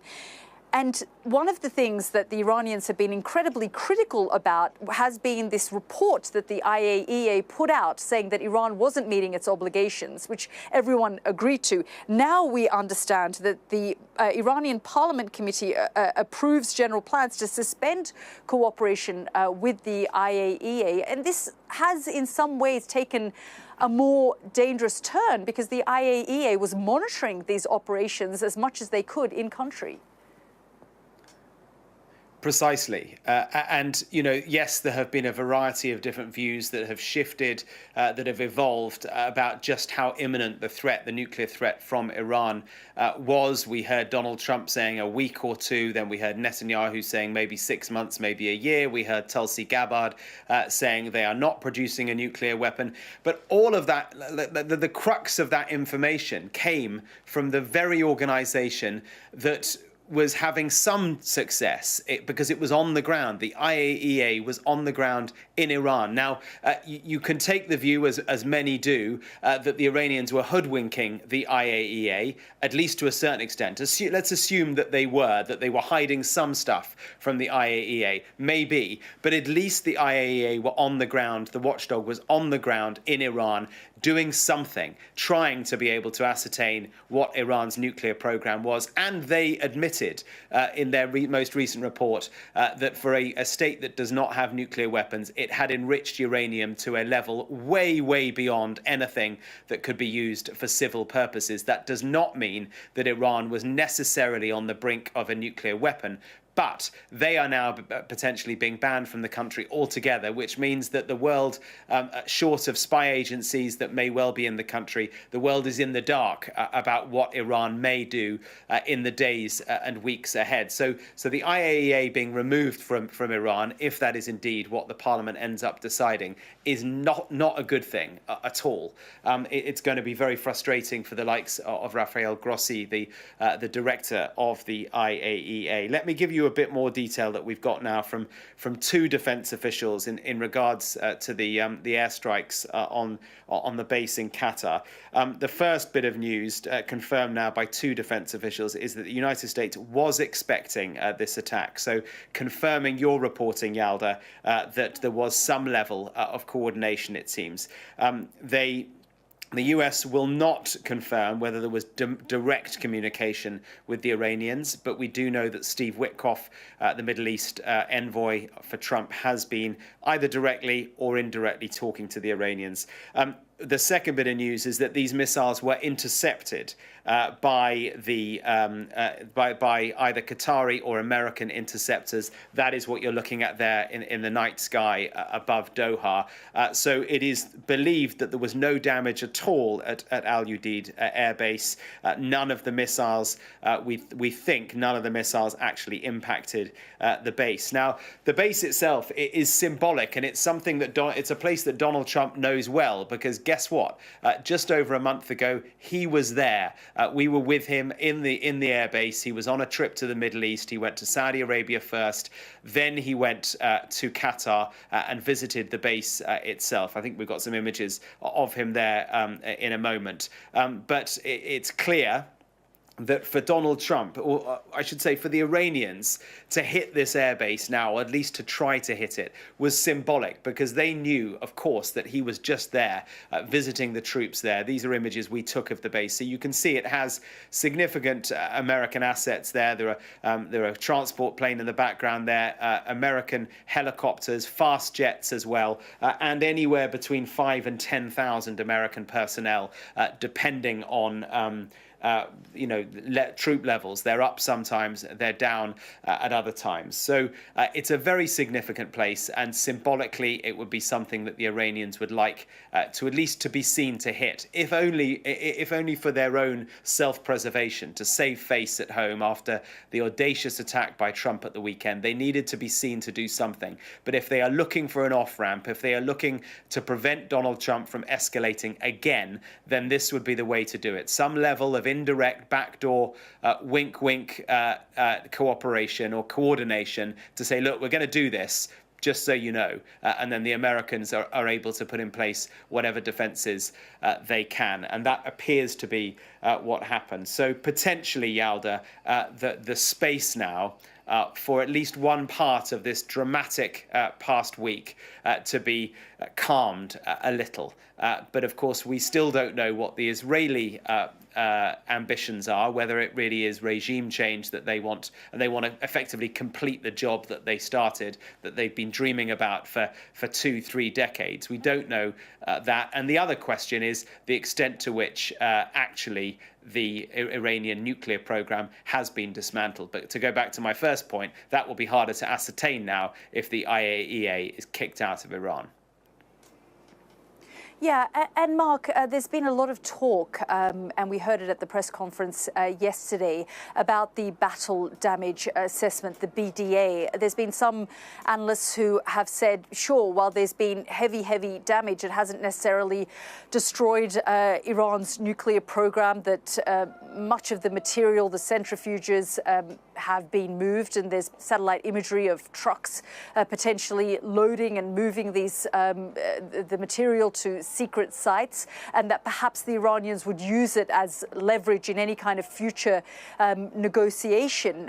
But of course, Donald Trump has since, in the last hour or so, come out with another Truth Social post defending and backing that operation and pointing the finger of blame at the news media for the criticism around those operations and whether they were successful or not. Yeah, a Donald Trump post for the ages, maybe. It's quite the post. He is countering any suggestion that he did not, or that his American troops, American Air Force bombers did not destroy these nuclear sites. I don't know if we can show you the post, but it's lengthy, and he says these pictures, incidentally, are Trump at the airbase on the 15th of May. This is the tweet here from Donald Trump. You can see the sites we hit were totally destroyed. Everyone knows it. Only the fake news would say something different in order to try and demean as much as possible. Then he goes on to name individuals using his own names. Alison Cooper, that's Anderson Cooper. Dumb Brian Roberts, chairman of Comcast, parent company, incidentally, of Sky News. This is Trump to a T, trying to shore up all his view that yes, the three nuclear sites were indeed all destroyed. This runs counter to what people within his administration have since said. The chair of the Joint Chiefs, the most senior general in America, just yesterday at the Pentagon said it's way too early to ascertain precisely how successful, from an American perspective, these airstrikes were. And what is also the case is that no one is quite sure what has happened to the enriched uranium. A huge amount of enriched uranium, the thing that they used to make the warhead, to make the nuclear warhead, was that in one of those three sites that was hit, or had it been moved somewhere else?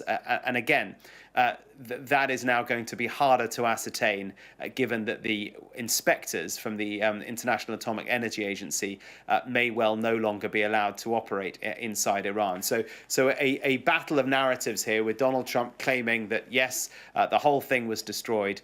J.D. Vance just yesterday on Meet the Press on NBC saying something slightly different. So it's hard to tell what the truth is, but Donald Trump is clearly pretty angry and blaming the media. Yeah, absolutely. Mark, thank you so much for those updates, and we will be coming back to you a little later in the program. I just want to bring our audiences up to date on what the Supreme Leader, Ayatollah Ali Khamenei, has been saying in a post on X. I don't know if we can get it up at the moment, but if not, let me just read it to you. We didn't aggress anyone, he says, and we will not accept any aggression from anyone under any circumstances.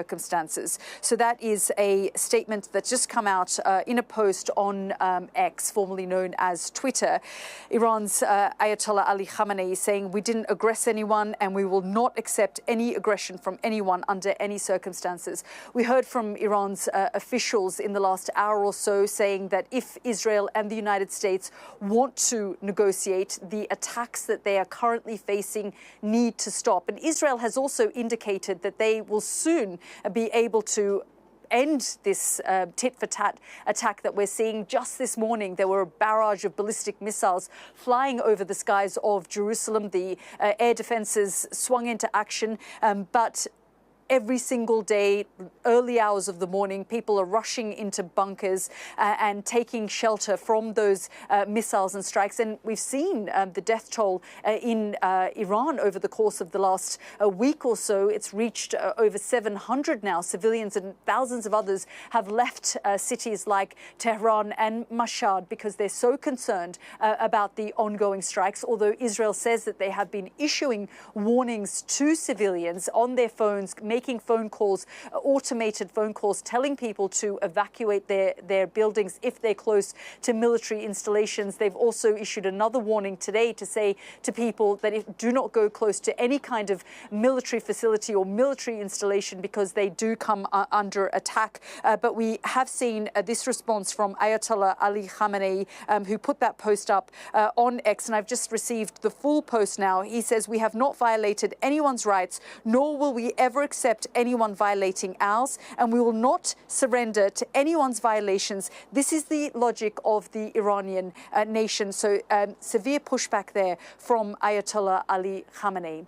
Well, let's bring in our chief correspondent, Stuart Ramsey, who joins us now live from northern Iraq in Erbil. And there was some confusion, wasn't there, Stuart, about whether one of the bases that had been hit in the last couple of hours was, in fact, a base in Iraq, a US base in Iraq, Al-Assad. But we later found out, or confirmation from the US military, that that base had not, in fact, been hit.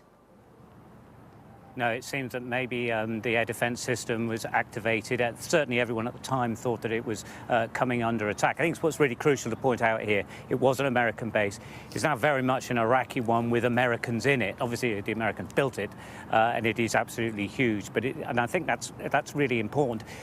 Important to note as well that the Iraqi military were put on a high alert. We know the Americans have been on in this region on a high alert for the last few days, but they were as well this evening.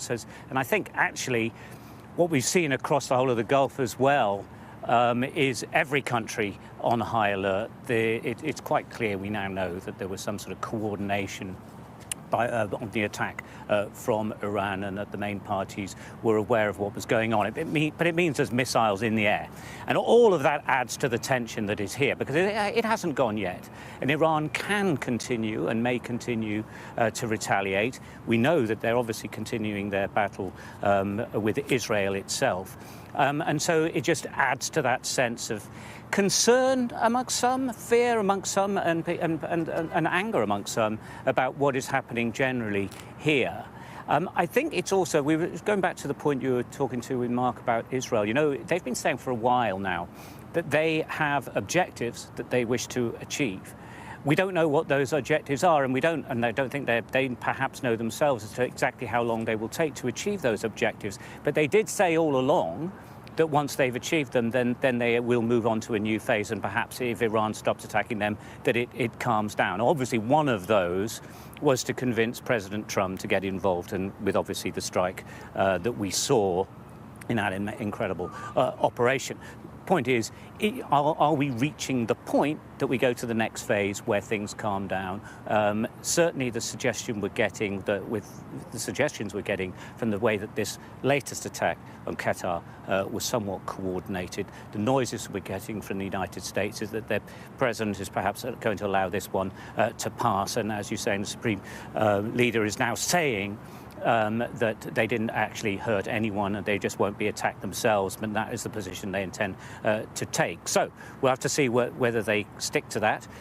I suppose really the crucial thing is going to be what happens between Israel and Iran in the coming days. But the whole of this region remains very much on high alert, of course, because there's nothing to indicate that this is all over yet at all.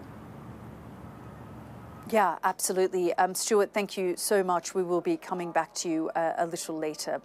Let's speak now to Nicholas Hopton, UK Ambassador to Iran from 2016 to 2018, who joins me live now. Ambassador, thank you very much for joining us. Quite an escalation, although it does, based on the sources I've been speaking to, this was coordinated. It is a staged attack, very similar to the aftermath of the killing of the Iranian commander Qasem Soleimani, where Iran felt compelled to do something, and perhaps this might settle the account between the United States and Iran. Well, I think it's quite clear from what we've seen in the last hours that Iran is signaling that it is ready to de-escalate. And that's not just in the way that the attack on Al-Udeid was conducted, with no loss of life and clear signs that there was a bit of choreography going on. And I think one must, if that is the case, one must give credit to the Qataris for having choreographed that. But I think also the statement of the Supreme Leader that you just shared would suggest that the Iranians are now very much looking for de-escalation and face-saving ways of returning to the negotiating table. Yeah, but I guess the question is whether the continued strikes, airstrikes that Israel has been launching and the operations that Israel has been conducting on Iran does actually allow this situation to de-escalate, because every single day Israel is launching strikes on different military facilities in Iran. And of course, in response, Iran is launching ballistic missiles in the early hours of the morning, in the late afternoon, in the late evening on Israel. Yes, and I would expect that to continue unabated until there is a different approach taken by the White House, essentially. I think if the last couple of days has been about waiting for the Iranian response to Saturday night's attacks on the Iranian nuclear facilities, I think we're now in a phase where we are waiting to see how President Donald Trump will respond to what has just happened in Qatar.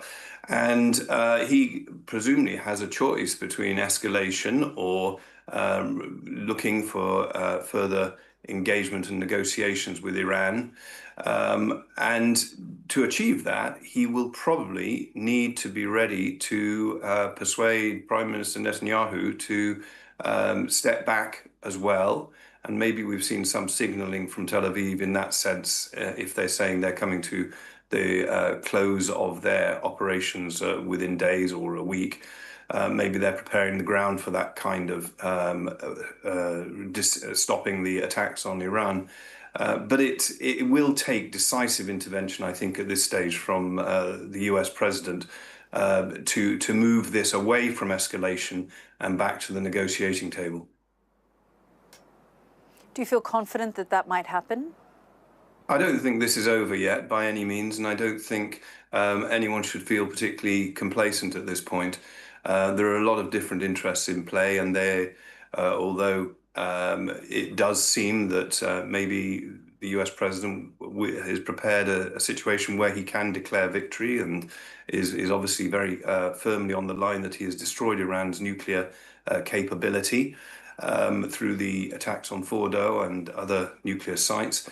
I think, as you and your correspondents have pointed out, the IAEA and others in the US system have made clear that it's going to take some time before we're clear about whether Iran's nuclear capability is indeed completely distant, with some suggestion from the IAEA themselves that a significant amount of enriched uranium at 60% level or above is unaccounted for.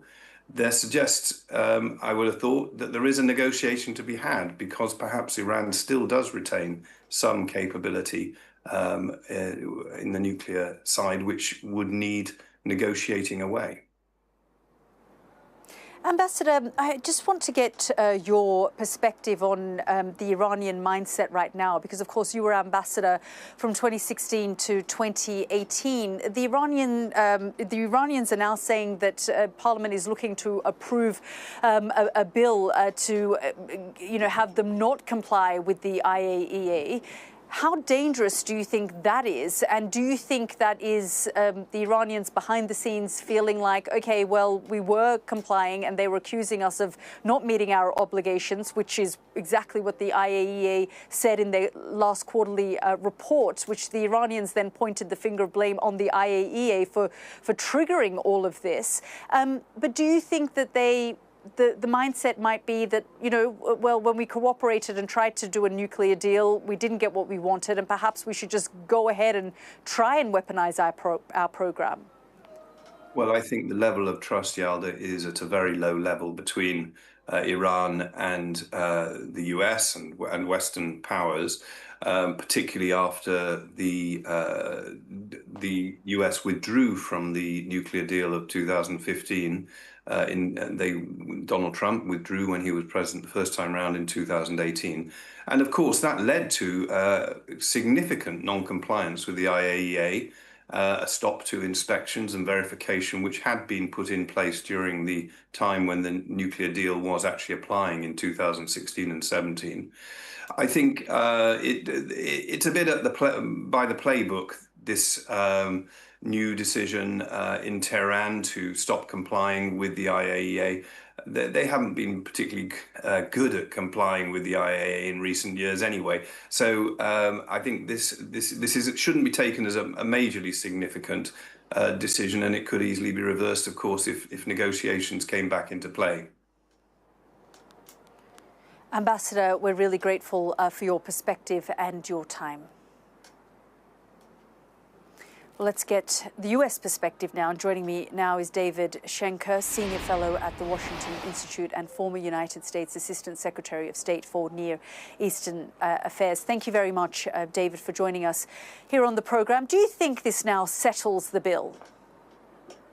Well, good evening. I absolutely do believe it settles the bill. I think this was performative, telegraphed, choreographed. Nobody was injured. I don't think Trump has an interest in escalating. I think, in fact, he's looking to de-escalate. So, yeah, I think we're most likely done here.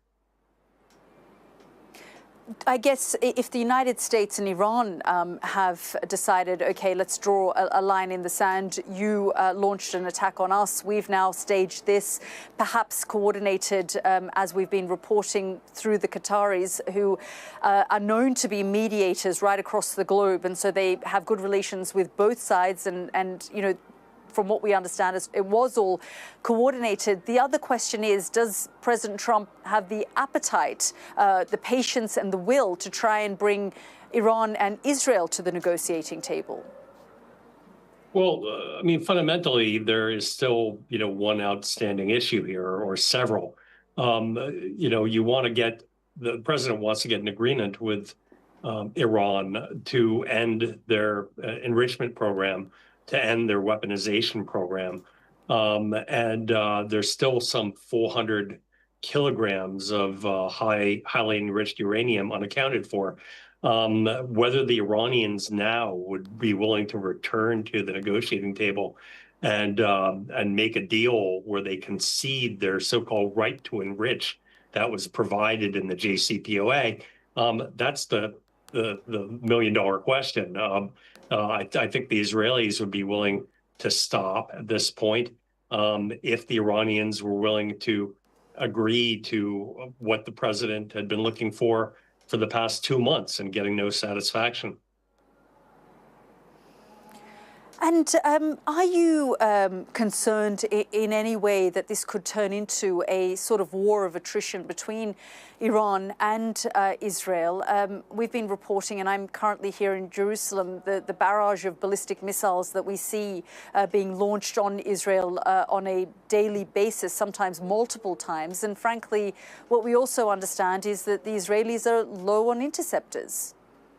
Yeah, I think there's a convergence here. Really, the Iranians are depleting their missile storage, and the Israelis are treating it as well from the air. And you are correct. I mean, there is a decreasing amount of not Iron Domes, the David Sling, the mid-tier, and the Arrow missiles. So. There will be a law of diminishing returns, I think, for both sides.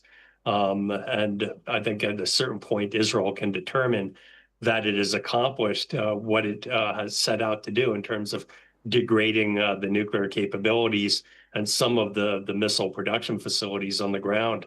That may be enough, along with resumption of negotiation between the United States and Iran to wind this down. A red line has been crossed, though. When I speak to Israeli officials, they tell me that they have been amazed by the fact that they have been flying freely over Iranian airspace and conducting all sorts of operations as though it was Israeli airspace.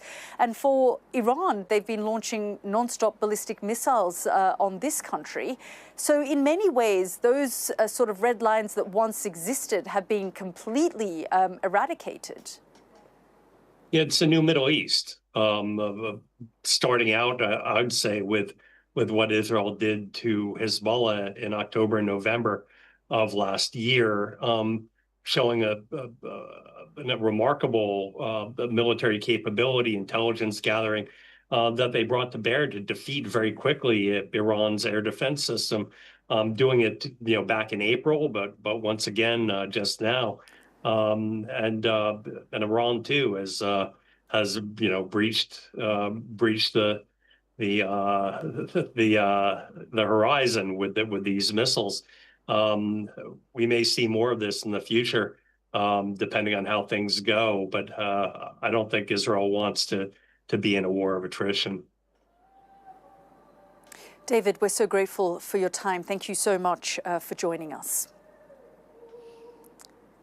Well, we've got some more lines coming in, and this one is from Dubai Media Office, and they've put out a post on X. They've said that Dubai airports are operational again, and they've resumed flights after brief suspension.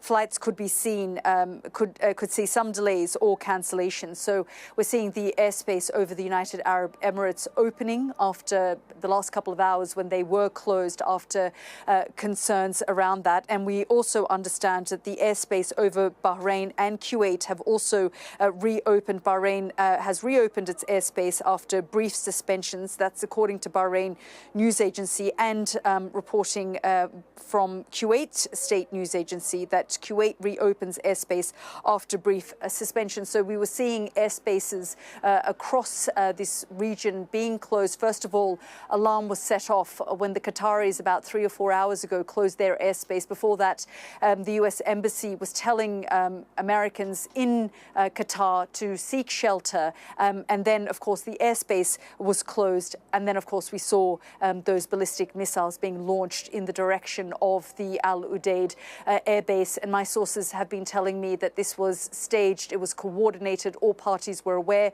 to ensure no casualties, no injuries, and that's exactly what has happened. The big question is, does this draw a line in the sand now for all parties, excluding Iran and Israel? And we will get to that point in a moment. But let's bring in Sky security and defence analyst Professor Michael Clark. And Professor Michael Clark, I mean, we are watching these events unfold. It is very much staged. We have seen this playbook in the past after the commander of the Revolutionary Guard of the Quds Force, Qasem Soleimani, was killed by Donald Trump when he was president the first time round.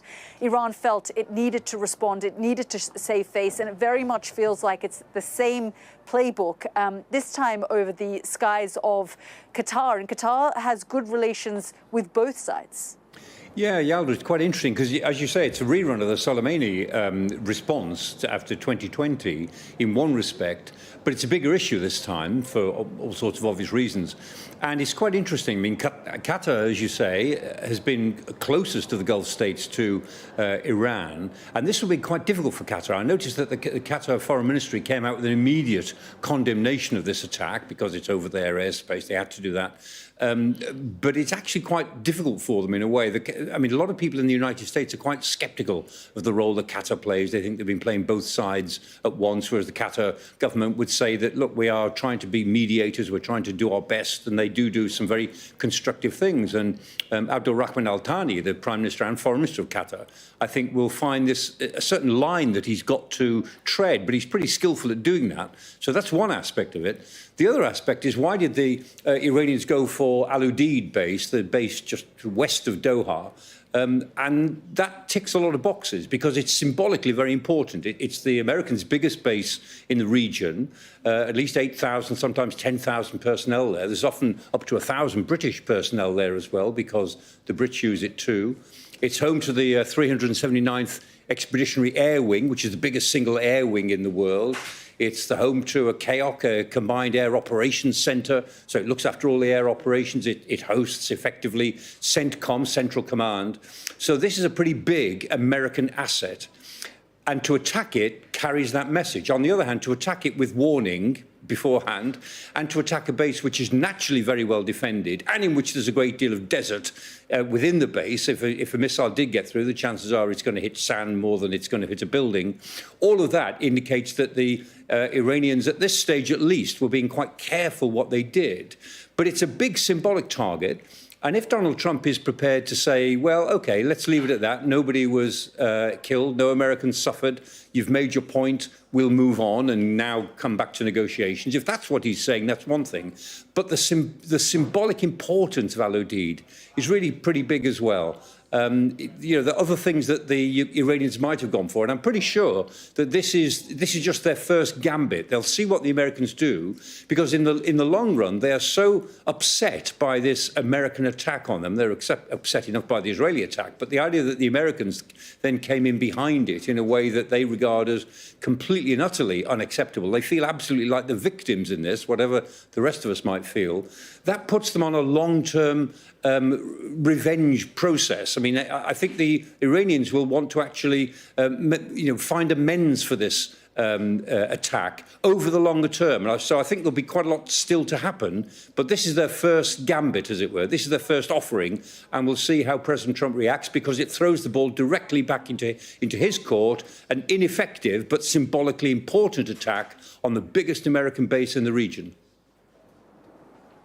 Yeah, I guess it's the Iranians telling their public that we can do this. We can go after a symbolic, important American base. And at the same time, they've made their point. As you say, it's whether Donald Trump now comes, and meets them halfway and they settle this account. I just want to read to our viewers the statement that has come out on X from Ayatollah Ali Khamenei. I don't know if we have it, but I'm going to read it to our viewers. He said that we have not violated anyone's rights, nor will we ever accept anyone violating ours, and we will not surrender to anyone's violation. This is the logic of the Iranian nation, and we will not accept any aggression from anyone under any circumstances. So the optics are still there, Michael, where they're trying to almost flex their muscles, but in many ways, if you read between the lines, they're also saying, look, let's just try and settle this. We are ready to negotiate. They've also said to the Reuters news agency that we're willing to come to the negotiating table. We're willing to discuss a ceasefire. But these attacks that are being launched, whether it's Israel, whether it's the United States, needs to now stop. Yes, I mean, in a sense, what they're saying is that, of course, we're not going to surrender, but we know, we don't have very many good options, and so we will go back to a political course. And remember, as far as the Iranians are concerned, they were discussing a deal when the Israelis attacked them. Now, in typical Iranian fashion, Trump had said you've got 60 days, and if you don't agree in that time, then that's the offer that's gone, the opportunity's gone, and they were attacked on the 61st day. So they might have taken him a bit more seriously on that. But in typical Iranian style, they were negotiating on the assumption that they could string it out and actually create other conditions. That's the way they do it. But from their point of view, that was a relatively normal diplomatic process. And for them, they were negotiating, but they were attacked by the Israelis. And in the middle of the attack by the Israelis, they were then attacked by the Americans. So there is this sense that they have that they want to get back to where they were before day 61 occurred, a couple of, 10 days ago now. And in that respect, they know that they don't have any good military options, but they are absolutely not going to unconditionally surrender in the way that President Trump said in one of his tweets they had to do. They won't do that. And they will, of course, they will come up with ferocious statements of defiance. It's a big country, 90 million people. And although its economy is suffering, it's still a big economy. They can continue, even in a broken-backed way, for a long time. I mean, war does not bring them to their knees. It hurts them, but it does not bring the society to its knees. So they will carry on. But, of course, they're looking to get back to the situation before the Israelis attacked them 10 days ago. Michael, thank you so much for bringing us up to date there. I just want to bring you some more news lines that are coming in. As we've reported, Bahrain, Kuwait, the UAE has opened its airspace. We now understand that the US Embassy in Qatar has lifted its shelter-in-place order, and the embassy will open again on Tuesday. So just to give you a sense of just how coordinated, how staged this attack was, throughout the day today, the embassy was shut. People were being asked, Americans were being asked to seek shelter and to stay indoors. Well, we now know that the US Embassy in Qatar has lifted the shelter-in-place order, and the embassy will open on Tuesday. That's according to the Reuters news agency. And as we said, Dubai Airport has said it's operational again, and that there was a brief suspension, as we've been reporting, over the UAE airspace, and flights could now see some delays or cancellations, but they are now operational. Let's go straight to journalist and broadcaster Sally Lockwood, who joins us now live from Dubai. Sally, just bring us up to date on the developing situation there, because we know in the last couple of hours the UAE, which is also an incredibly important, significant partner of the United States, and they also have air bases there, had closed its airspace. Yes, that's right, Yalda. You could see on flight radar the aircraft being cleared from the airspace around the UAE. Well, that has now resumed. You can see that aircraft are now coming back in and out of Dubai's airport, of course, one of the busiest airports in the world.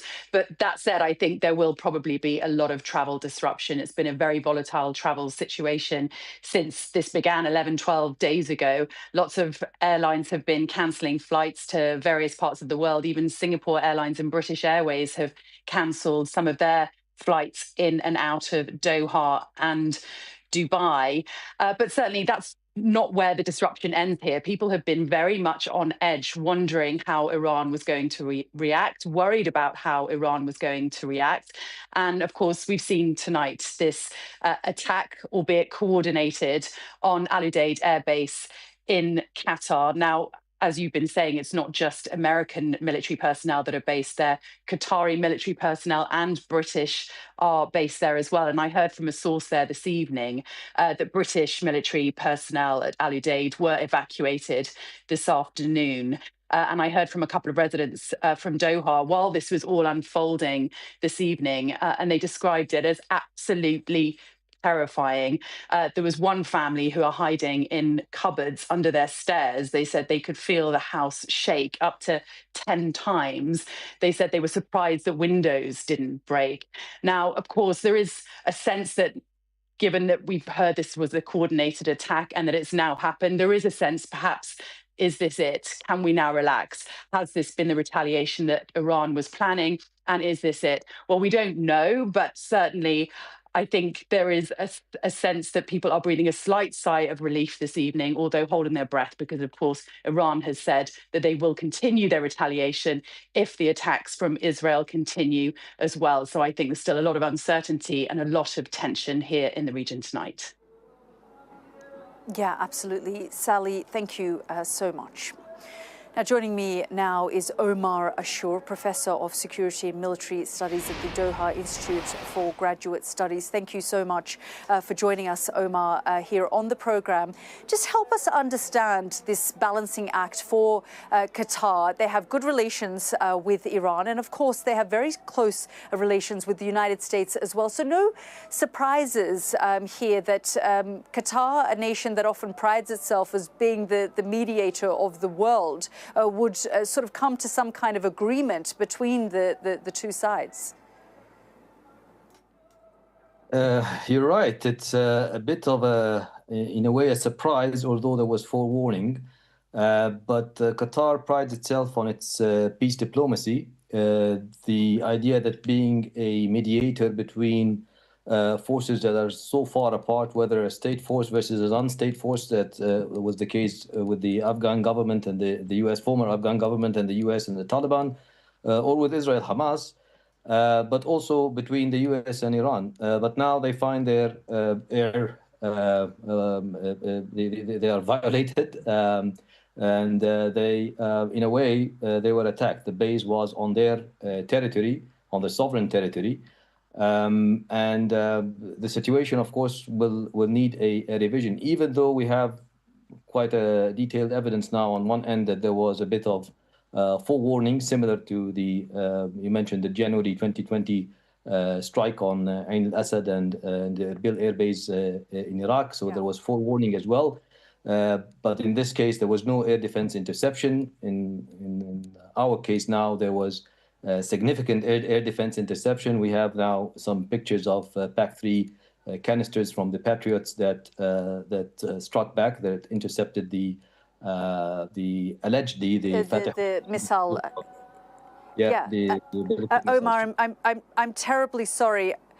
I'm going to have to interrupt you because, of course, this is a fast-moving and developing story, and we've just heard from Donald Trump, so I'm going to have to break that. But I'm really grateful for your time. I just want to bring in Donald Trump's response to the events of this evening. Donald Trump has posted saying Iran has officially responded to our obliteration of their nuclear facilities with a very weak response. So that's the President of the United States saying there have been 14 missiles fired, 13 were knocked down, and 1 was set free because it was headed in a non-threatening direction. I am pleased to report that no Americans were harmed and hardly any damage was done. Most importantly, they've gotten it all out of their system, and there will hopefully be no further hate. So that's a response from Donald Trump on Truth Social there to the events that have unfolded this evening. Of course, we're going to continue our coverage on the world. My program coming up in the next few minutes, so do stay with us as we continue our coverage of this developing story. Good night for now, but do stay with us.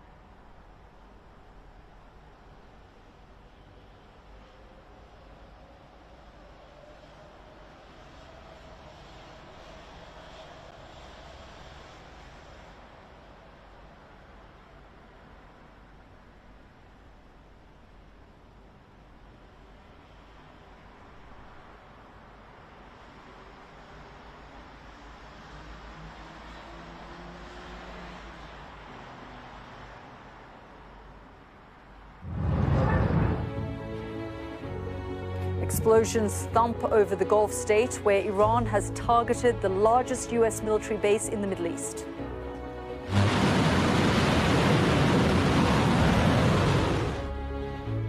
Iran says it took aim at the Al Udeid air base with what it's calling a devastating and powerful missile attack.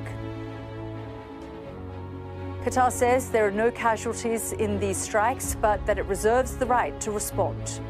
It follows Iran's warning that it has a free hand to attack US targets after American bombs pounded nuclear sites yesterday.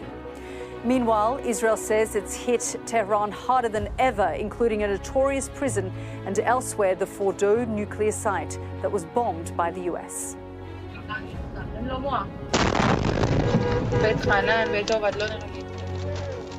And Iran's latest barrage into Israel sends people scrambling for bomb shelters as the first British evacuation flight takes off. While reaching out to a friend, Iran is told by Russia that their partnership is unbreakable.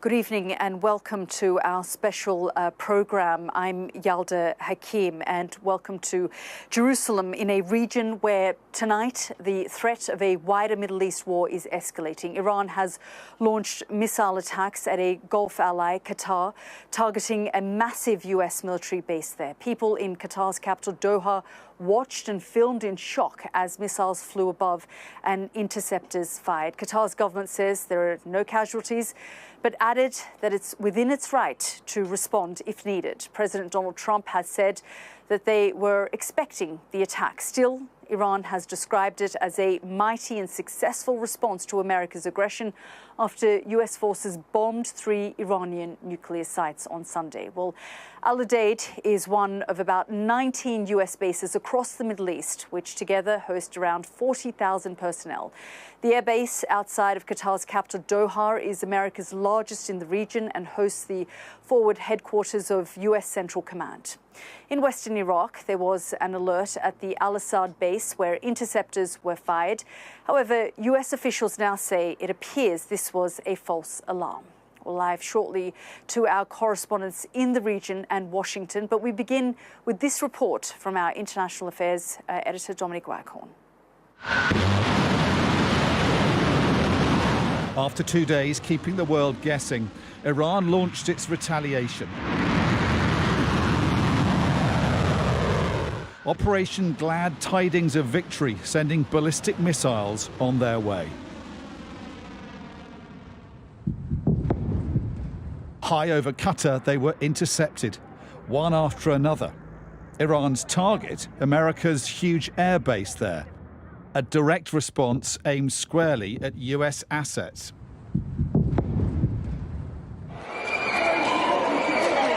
There was panic on the ground as shoppers ran for cover. But the Qataris and Americans saw this coming. Iranians are reported to have warned them in advance. Retaliating but avoiding casualties, perhaps, and further escalation. Suddenly, I see people rushing out the gym and I run out and then we see just missiles flying both ways. It was coming one way first and then they looked very close, but they weren't. And then suddenly there were, I think, the interceptors coming in from the other side. So everyone started rushing home. A little bit of panic on the streets, people quickly flashing, breaking signals, trying to get to their loved ones. President Trump visited the Al Udeid air base in Qatar only last month. He will now decide how he responds, a potentially fateful decision. Because the situation in the region could not be more combustible. This was Tehran today. Massive clouds of dust and smoke as Israeli jets launched strike after strike across Iran's capital city. 100 bombs in 2 hours, and with them a clear sense of mission creep. Not just military targets, but the buildings and organisations that underpin the Ayatollah's control of their country, including Evin Prison, where political prisoners and foreign nationals have been held. Iran sent its foreign minister to Moscow to seek support, hoping for more than warm words from Russia's president. The absolutely unprovoked aggression against Iran has no basis and no justification. The Iranians can protest at the legality of Israel and America's actions all they want. These aggressive actions by Israel and the US are completely illegitimate and violate international rules and international norms. But site by site, Iran's capabilities are being destroyed. How comprehensively, though, is not clear. Most of all at Fordo, where they were buried most deeply.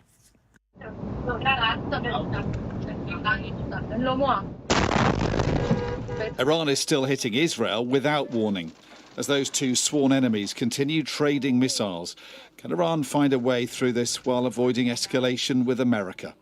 Dominic Waghorn, Sky News.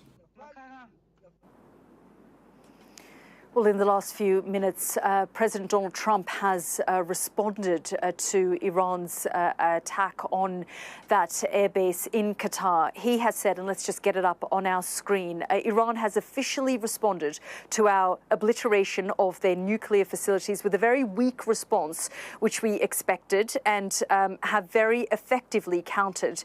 There have been 14 missiles fired, 13 were knocked down, and one was set free because it was headed in a non-threatening direction. I am pleased to report that no Americans were harmed and hardly any damage was done. Most importantly, they've gotten it out of their system and there will hopefully be no further hate. He also goes on to say in a separate Truth Social post, I'd like to thank the highly respected Emir of Qatar for all that he has done in seeking peace for the region. Regarding the attack today at the American base in Qatar, I'm pleased to report, and he goes on to say, in addition to no Americans being killed or wounded, very importantly, there have also been no Qataris killed or wounded. Thank you for attention to this matter. And then he writes in capital letters, quintessential Donald Trump, congratulations, world. It's time for peace. So a few crucial things coming out of those statements that he's made. He's thanked the highly respected Emir of Qatar, to quote Donald Trump, which indicates and confirms that this was a staged, coordinated attack. And as he has said here, that it has allowed Iran to get it out of their system. Hopefully, there'll be no further hate. And clearly, the Qataris have assisted in bringing the two sides, to the negotiating table through these strikes to settle the bill. Well, shortly, we'll speak to our chief correspondent, Stuart Ramsey, who's waiting for us in northwestern Iraq. But first, let's go to our James Matthews, who's at the White House. And James, I've just read those two posts from Donald Trump there, where he confirms a number of things in that very long statement that he's made in Truth Social. Hi, Yalda. Yeah, I mean, given the normal caveats that come when there is conflict anywhere, I think what Donald Trump has posted is peace. That's how peace is delivered these days. And in this cycle of violence, in a tit-for-tat situation, the question has been all day, within the past few hours, what would America do? How would it react to this Iranian attack? And I think we have from Donald Trump there your answer. Essentially, he speaks about, hopefully, an end to the hate. Hopefully, Iran has got this out of its system. Nothing in there says that he is on the verge of furthering this conflict. Everything reads to me like a president who feels that the job is done, right down to the roll call of thanks at the end, talking about the input of the Emir of Qatar. For Donald Trump, the show's over. He's rolling the credits. And you can see why that would make sense for an American president who always styled this as an intervention not to start forever war, but to prevent one ever breaking out. Donald Trump, if he is to be believed, has, of course, severely weakened Iran, neutered its nuclear ambitions effectively. Israel is in control of the airspace over Iran and can monitor its military ambitions for however long that lasts, certainly in the immediate future and beyond. So Donald Trump has tweaked the politics and the military situation in the Middle East to suit American interests. He has been consistently warned internationally by Britain and by others, but also domestically by people in a Republican movement shuffling its feet, waiting to see where this has gone. He's been warned that he was on the cusp of uncertainty, of dragging America into the quagmire of an extended foreign conflict. Right now, he can look at the situation and claim victory, claim a vindication. He's had his sugar rush of military success, the prime-time president who can portray himself right now as the peacemaker. That's certainly how he is styling it on Truth Social in those last tweets, Yalda. So I think for Donald Trump, the show is over right now. I suppose he would intend things to steer towards dialogue. There was a meeting today with his National Security Council. All the senior players were around the table, Steve Witkoff included. He, of course, is Donald Trump's envoy who was involved in talks with the Iranians. I suppose we'll have to watch his movements very closely in the coming days and weeks. But for those who didn't want this conflict to extend, and there are many here and beyond, I think they will like what they have read from Donald Trump in the past 15 minutes. Yeah, and James, I have to say, rolling the credits, the sugar rush, you really know how to capture Donald Trump's mindset. And we've been seeing that in these statements on Truth Social. Thank you so much for all of your analysis there. Let's just bring in our chief correspondent, Stuart Ramsey, who joins us live from Erbil now. And there was some confusion, wasn't there, earlier, Stuart? When I came to you, we thought that the Al-Assad airbase, the US airbase there, had been hit as well. But then there was confirmation that that wasn't the case. We're now starting to see there's the airspace in Bahrain, in Kuwait, the UAE starting to open up. The US Embassy says it'll be operational again from tomorrow in Qatar after being closed and asking people to seek shelter. Perhaps this is the moment then where both sides draw a line in the sand. But no doubt people are still feeling quite anxious and nervous in places like Iraq, where you are. Yeah, absolutely, no doubt about it. And of course, the militaries here, that's the US and the Iraqis, are still on high alert. Be under no doubt about that. Certainly, Iraq would be extremely pleased if diplomacy was going to come back on the agenda. It's stuck right in the middle of this, literally because it's beneath the Israeli warplanes that fly and attack Iran, which absolutely annoys them, but there's nothing they can do about it. And then in terms of its relationship with the United States, it needs to stay close to the United States, and it's very close to Iran. So it would like an end to all of this and diplomacy to come back into and negotiations to start. But what we have seen tonight is just how scary it can be. You can imagine being in Qatar. Yeldi, you've been under bombs in Israel for the last couple of weeks or so. I have been. It's very frightening. You don't ever really get used to it. Imagine what you're like in Qatar. That would have been absolutely terrifying. And that is a sentiment, a feeling that all of the Gulf states would have been feeling. Iraq, unfortunately, knows war very well, but those countries do not. So this is why the whole of the region has been so tense about what will happen. There is always this underlying point, though, that Iran may not just call it a day, or it may be something that evolves into attacks in a different way over a longer period of time. But certainly the noises that we're getting from Tehran, but most definitely from the United States, is that this is a line in the sand for now. But two big issues still continue. One, Iran and Israel are still at war, and for many people who live in this part of the world who don't like Iran, Gaza remains a massive issue as well, and that hasn't stopped. In fact, in many ways, it may even really be getting worse while all attention is being away from it. And those two issues continue. So this region may be breathing a sigh of relief tonight, maybe, that things have got better, but it doesn't mean that the region remains any less tense, because there is a war still ongoing. Yeah, absolutely.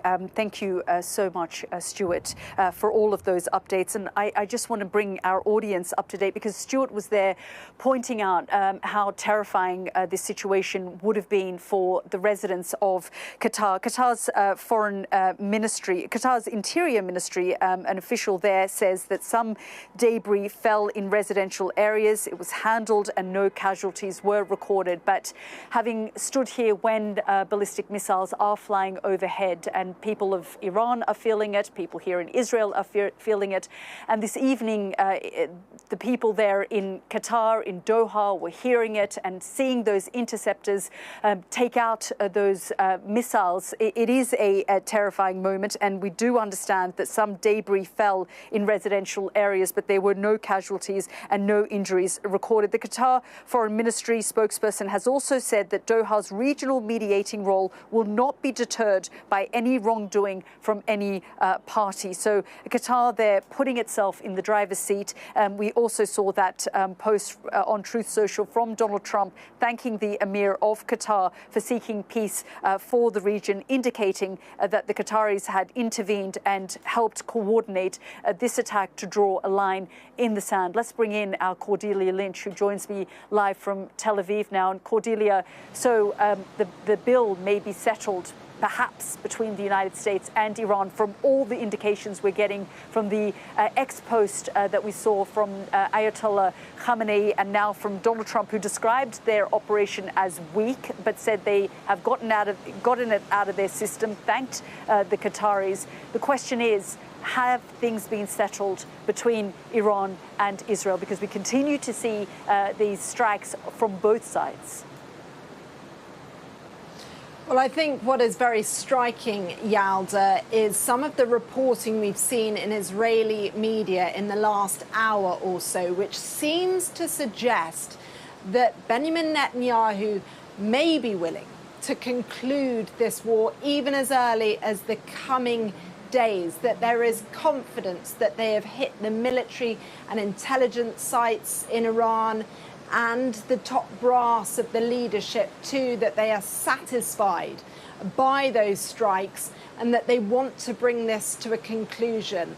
Lots of military analysts and insiders as well suggesting that they feel this Israeli leadership believes this attack in Qatar effectively provides some kind of off-ramp because there were no civilian casualties. It's a ladder, if you like, in which to climb down. Now, if a ceasefire was secured, it would, of course, be fragile. These are perilous times. We've seen a very mercurial week play out, and there is still fear and worry in the air about regional escalation and spillover. But I think it is just interesting, the amount of different sourcing we're seeing coming out there from Benjamin Netanyahu insiders suggesting actually he wants to bring some kind of resolution to this. Now, he's enjoyed a lot of political support for his actions so far, and he wants to try and capitalize on that. It has been his life's work. He has always talked about this existential threat of Iran. He spoke yesterday saying that they were getting very, very close to achieving their objectives of dismantling Iran's nuclear programs and its ballistic missiles. So that perhaps hinted at some of the confidence that he is feeling. Now that combined with some of the optimism around this strike, it may well be that we could see an end to this conflict. But of course, a note of caution, what we have seen play out in Lebanon with Hezbollah, it does not mean, of course, that Israel might not continue to strike in the days, weeks, maybe even months to come too. But a lot of optimism we are hearing here around some sort of end to this being in sight. Fascinating, because the concern has been about a protracted war. Right now, there is a sense that actually this could be a rather brief one. Yeah, absolutely. We will be monitoring all the developments. Cordy, thank you so much.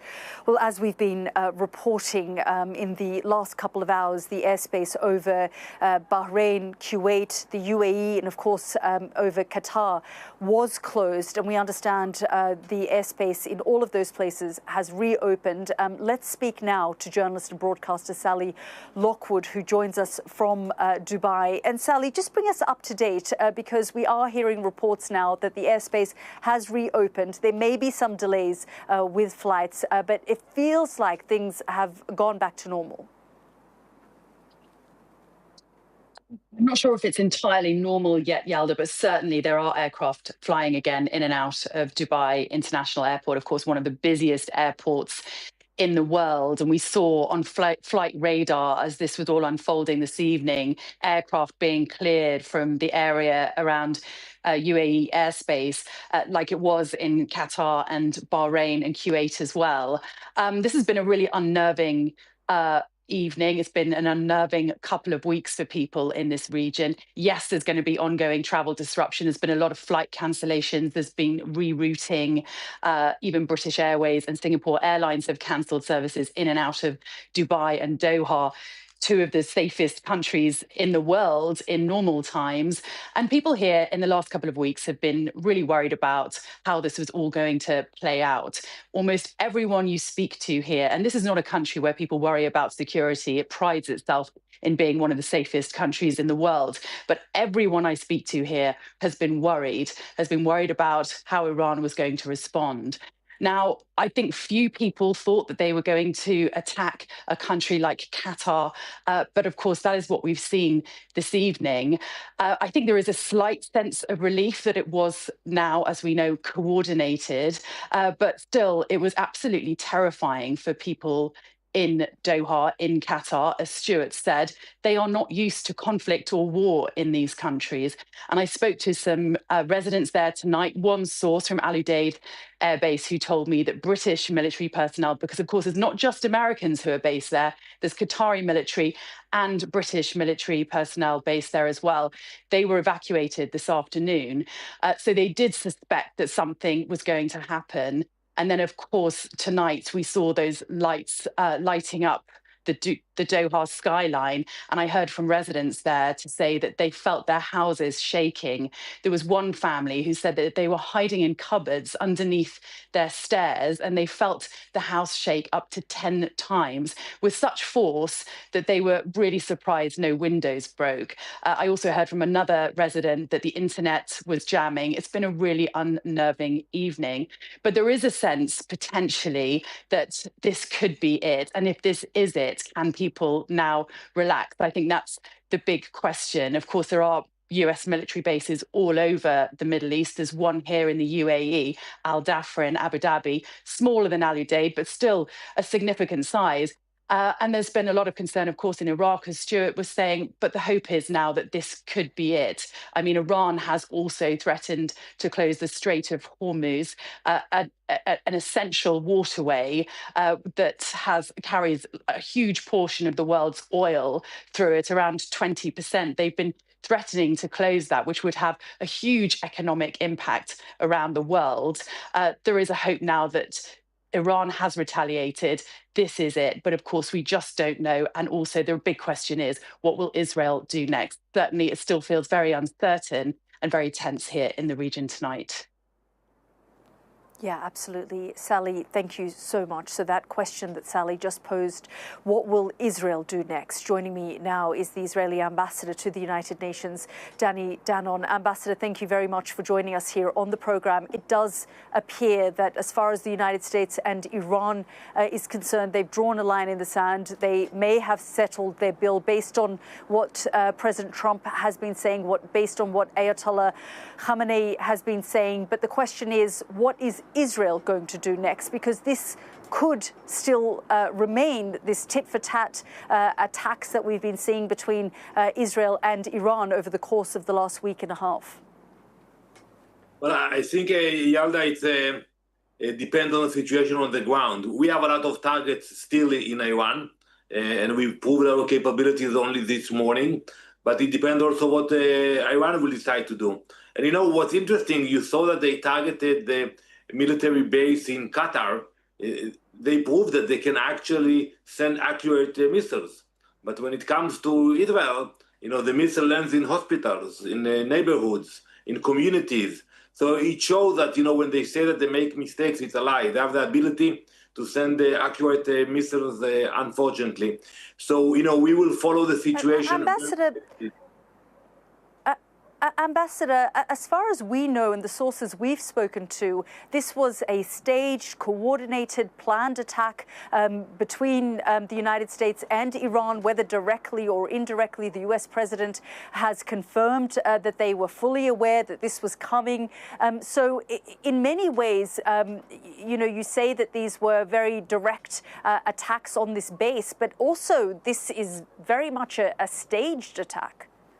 Well, I don't know that, Yelda, but it was an attack from Iran on an Arab state, on a military base. But I'm talking about the technical aspect of the attack. That they have the ability to target very accurate targets. But when it comes to targeting Israel, like we see almost every day, they choose to target civilian targets and communities. So Iran should decide where they're heading. They are aware of our capabilities. And we have demonstrated our ability to target almost everywhere in Iran, including remote sites. So it's basically now up to them to decide what they want to do. We have more targets, but I think we can all agree that the majority of the threat of a nuclear Iran is behind us, thanks to the work of the IDF and the US. Ambassador, is it because when we look at the battle damage assessment, which the United States is still looking at, and Israeli media has been reporting it, I'm here in Israel speaking to Israeli officials on a daily basis, and they say that the United States officials have told them that there was heavy damage, but there are some analysts saying that it hasn't necessarily completely obliterated, as the US president has been saying, the Iranian program, and that also the Iranians have moved the materials, the centrifuges. We saw those satellite images of trucks moving the material to perhaps other sites, and that Iran may use this as leverage in the future. So these claims by Israel that perhaps it has, first of all, the questions around the intelligence of whether Iran was in fact close to acquiring a bomb or weaponizing it. But it's certainly tonight, when you look at the situation, the fact that Iran is now saying that they may even no longer, coordinate with the IAEA, has it not created more danger in this region because of Israel's actions by attacking Iran a week and a half ago? Absolutely not. Exactly the contrary. When you look at where Iran is today compared to where they were 2 weeks ago, when we received the intelligence about their intention, to put together the enriched uranium, the triggering mechanism, the ballistic missiles, today it will take them decades to build similar capability if they choose to do so. I hope they will not do that, because we will follow very carefully what's happening in Iran, and not only us. The entire world will watch very carefully what's happening in Iran. And I think thanks to what we did, and thanks to the US, and we have to be grateful for the leadership of President Trump, because those efforts pushed Iran back. And I hope that the people of Iran will be able to focus on their own issues, build their economy, prosper, have better life, rather than spending hundreds of billions of dollars. Yelda, I don't know if you ever looked at the numbers, but Iran spent trillions of dollars on this nuclear project, and I think today they should recalculate where they're heading. Ambassador, you were talking there earlier about how Iran deliberately targets civilians. Many Iranians are angry about the high civilian death toll in Iran as a result of Israel's strikes. We understand over 700 Iranian civilians have been killed in these strikes over the course of the last week or so. Israel has also spoken about regime change, but ultimately when the Iranian public is currently, there is no love lost, by the way. The bulk of the Iranian people are, no love lost between the regime and the Iranian people. And we've seen over the course of over a decade, going back to 2009, when people have been protesting against this regime. But ultimately, with Israel's actions, it certainly doesn't put Israel in a favorable position when so many civilians in Iran have been killed as a result of these strikes. So first, let me be very clear about it. We have nothing against the Iranian people. On the contrary, we respect them, we pray for them, and we targeted the military sites. And if there were any civilian casualties, we regret that. We have the precise ammunition, and we targeted nuclear sites and military sites. Regarding the regime, it's not up to us to decide whether there will be a regime change or not. I hope it will happen for the people of Iran. They are the one who suffered for 46 years, and they are the one who paid the price since the revolution. So I hope that for their future, there will be a better regime that will invest in the people of Iran and not on the proxies that will send money to schools and hospitals and not to the Houthis, to the Hezbollah, to Hamas. It's about time that the Iranian people will receive what they deserve, which is a better leadership. That's what you say, Ambassador, but throughout the course of the last week or so, Prime Minister Benjamin Netanyahu has talked about regime change. There's been talk about assassinating the supreme leader. The defense minister of Israel has said that the supreme leader can no longer remain. We've heard very similar sentiment from other ministers here in Israel. So you are taking a more balanced approach here. But across the board, we've seen Israeli leaders talk time and time again about regime change in Iran. So I will make it very clear. I think many Israelis and many people in the US and across the world would like to see a regime change and believe that's the right thing for Iran. The question if that is part of the goals of the operation, no, it's not part of the goals. Our goals were very clear. We wanted to reduce the threat, to make sure that we push back the nuclear program and the threat of the ballistic missiles. Those were the goals, and we achieved most of them. Regarding the regime change, we will be very happy. It's a wishful thought for, I think, every Western leader that you will ask will tell you that they would love to see a different regime. But the people of Iran will decide about it. It's up to them to choose which leadership they will have. Ambassador Danon, thank you very much for joining us here on the program. Thank you very much, Yalda. Let's bring in our security and defence analyst, Professor Michael Clark. And Professor Clark, we've been watching the developments over the course of the last few hours. Speaking there to the Israeli ambassador to the UN, he sort of dismissed the idea that this was staged. He said this was a direct attack on a US base. But from what we know, this is now both sides attempting to de-escalate the situation, the United States and Iran, and for Iran to find some kind of off-ramp now. It looks like it, yes. The Iranians certainly were never going to let this pass without a fairly quick reaction. And I think there's quite a lot of indication that the Ayatollah Khamenei has actually devolved quite a lot of immediate decision-making to the chiefs of the IRGC, the Iranian Republican Guard Corps. And they were certainly never going to be, as it were, backward in the way that they responded. So this has been a response. It had to be quite quick.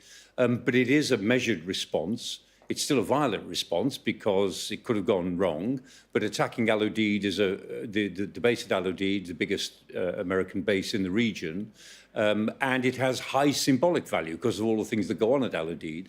But equally, giving notice of the attack in effect and making sure that they attacked a very heavily defended target, I think was a way for the Iranians to indicate that they were going to do something, but they don't necessarily want to escalate it. And indeed, I mean, there's any number of indications that the Americans had taken sensible precautionary measures. They'd cleared the tarmac at Al Udeid some days ago. I mean, all American ships had left the Fifth Fleet at Bahrain. They'd left port, which is a sensible measure. Just get the fleet out of the way, get aircraft out of the way, don't leave them there as obvious targets. So the Americans more than half expected this. And then when they got some notification in effect that it was going to happen, that was fine. We'll see how the United States chooses to react, whether the US says, well, we accept that the Iranians are trying to reach out to get back to some sort of dialogue. Will they say that? Or will President Trump decide that another response is required? Because after all, American forces were targeted, but not very effectively. Yeah, and Professor Clark, the other concern is while the United States and the US president, as we know, those close to him have said he's got a short attention span, he might move on from this situation. But I guess the bigger question is, does Israel and Iran continue these tit-for-tat attacks? And then does that just continue to put the whole region on edge? Yes, I think it will. I mean, you're absolutely right to say he has a very short attention span and he moves on, and he's got to move on immediately tomorrow to The Hague because the NATO summit, this big historic summit, begins tomorrow for 2 days. It's the biggest summit for NATO since the formation of the alliance. It's an era-defining meeting in the next 48 hours, starting tomorrow morning. And President Trump and the American staff will have to be pretty focused on that. But it's undoubtedly the case that Iran and Israel will continue to hit each other. Neither of them said that they want to desist. And the Iranians I think have indicated that a way of expressing their anger and disapproval, a way of expressing their unwillingness to cave in to this pressure is to keep on attacking Israel. However poorly they do that, however fewer missiles they have, the Israelis think that they've taken out more than 50% of the Iranian launchers and more than 50% of the number of missiles that the Iranians have. So if the Israelis have been that successful, Iranian attacks on Israel will diminish, but they'll almost certainly continue. And so if the United States, if President Trump and his staff spend the next 2 days at The Hague, if they spend all 2 days there, as they should do, if they do, they'll get back to Washington to find that this is still going on. So this will be, I think, a continuing crisis, a continuing Israeli-Iranian war, certainly for many days yet. And the United States will have to return to the issue as what are you going to do in order to get the Iranians to some sort of not negotiating framework, but some sort of diplomatic framework where it's possible to de-escalate this particular crisis. Professor Clark, always good to get your thoughts on these developing situations. Thank you so much. Well, joining me now is Simone Ledeen, the former US Deputy Assistant Secretary of Defense for the Middle East. Simone, thank you so much for joining us here on the program. We're just talking there about President Trump's attention span when it comes to these issues. He's on his way to the NATO summit. He will be there tomorrow. And I guess there will be a lot of pressure from the E3, from other European leaders and NATO partners to try and de-escalate the situation, not just between the United States and Iran, which at the moment feels like perhaps it has been settled, but to try and calm the situation between Iran and Israel. Well, I think that the Europeans need to will be walking a fine line there, given the very clear message from President Trump and his administration that this action, i.e. the series of strikes that the U.S. military took against the Iranian nuclear program, were targeted and focused on really destroying the Iranian nuclear program. This has been an issue, a growing issue, Yalda, for decades, and the European partners have declined really to engage at all on this. And sadly, we found ourselves in this situation where President Trump felt that they were so close to actually achieving a nuclear bomb that a U.S. strike was appropriate. So I think that, again, European partners need to tread carefully there because they're not spotless in this situation. So I would just caution that, and I am sure that the team that will be accompanying President Trump will be delivering a similar message. Do you think this now compels Iran? Perhaps Israel and the United States have bought themselves some time, maybe 5 years or so, given what's happened to these key nuclear sites. But do you think this now makes Iran more determined to acquire a bomb? Well, I certainly hope not, and time will tell. It's difficult to get inside the mind of this Iranian regime. But I will say that every time that they have tried to push back against this American administration, tried to continue negotiations while secretly moving forward with their nuclear program, that's really not going to cut it anymore. So I think that the best chance for peace, which is what we all want and hope for, is the Iranian regime to acquiesce and dismantle its nuclear program, open up everything to the IAEA and to the different assessors that are going to need to come and see what's left, and respond accordingly. So really the ball is in their court. Well, it seems President Trump has made clear. It seems, according to Iran's parliament, that they're looking at approving a bill to say that they would suspend all cooperation with the IAEA. So doesn't that not leave perhaps the world and these negotiations in a more dangerous and precarious situation? Well, there's a saying in the Middle East, watch the hands, not the mouth. And I think that is appropriate in this situation. They can pass all the bills that they want, but what are they going to do? They have had their ballistic missile capability radically reduced. And as your previous guest noted, the Iranian terror proxies in the region are decapitated, reduced, etc. So they're not at all in a negotiating position they were in just a few weeks or months ago, and that is significant. So they can pass all the bills they want. It doesn't mean they're gonna actually do anything. A lot of it's just propaganda, Yalda. Simone, we're really grateful for your time. Thank you very much for joining us. Thank you. Well, one of the biggest questions tonight, how Iran would hit back against the US, has begun to be answered. Another is less certain. How much damage did America's attacks on Sunday inflict on Iran's nuclear program? Our science and technology editor Tom Clark examines what we know.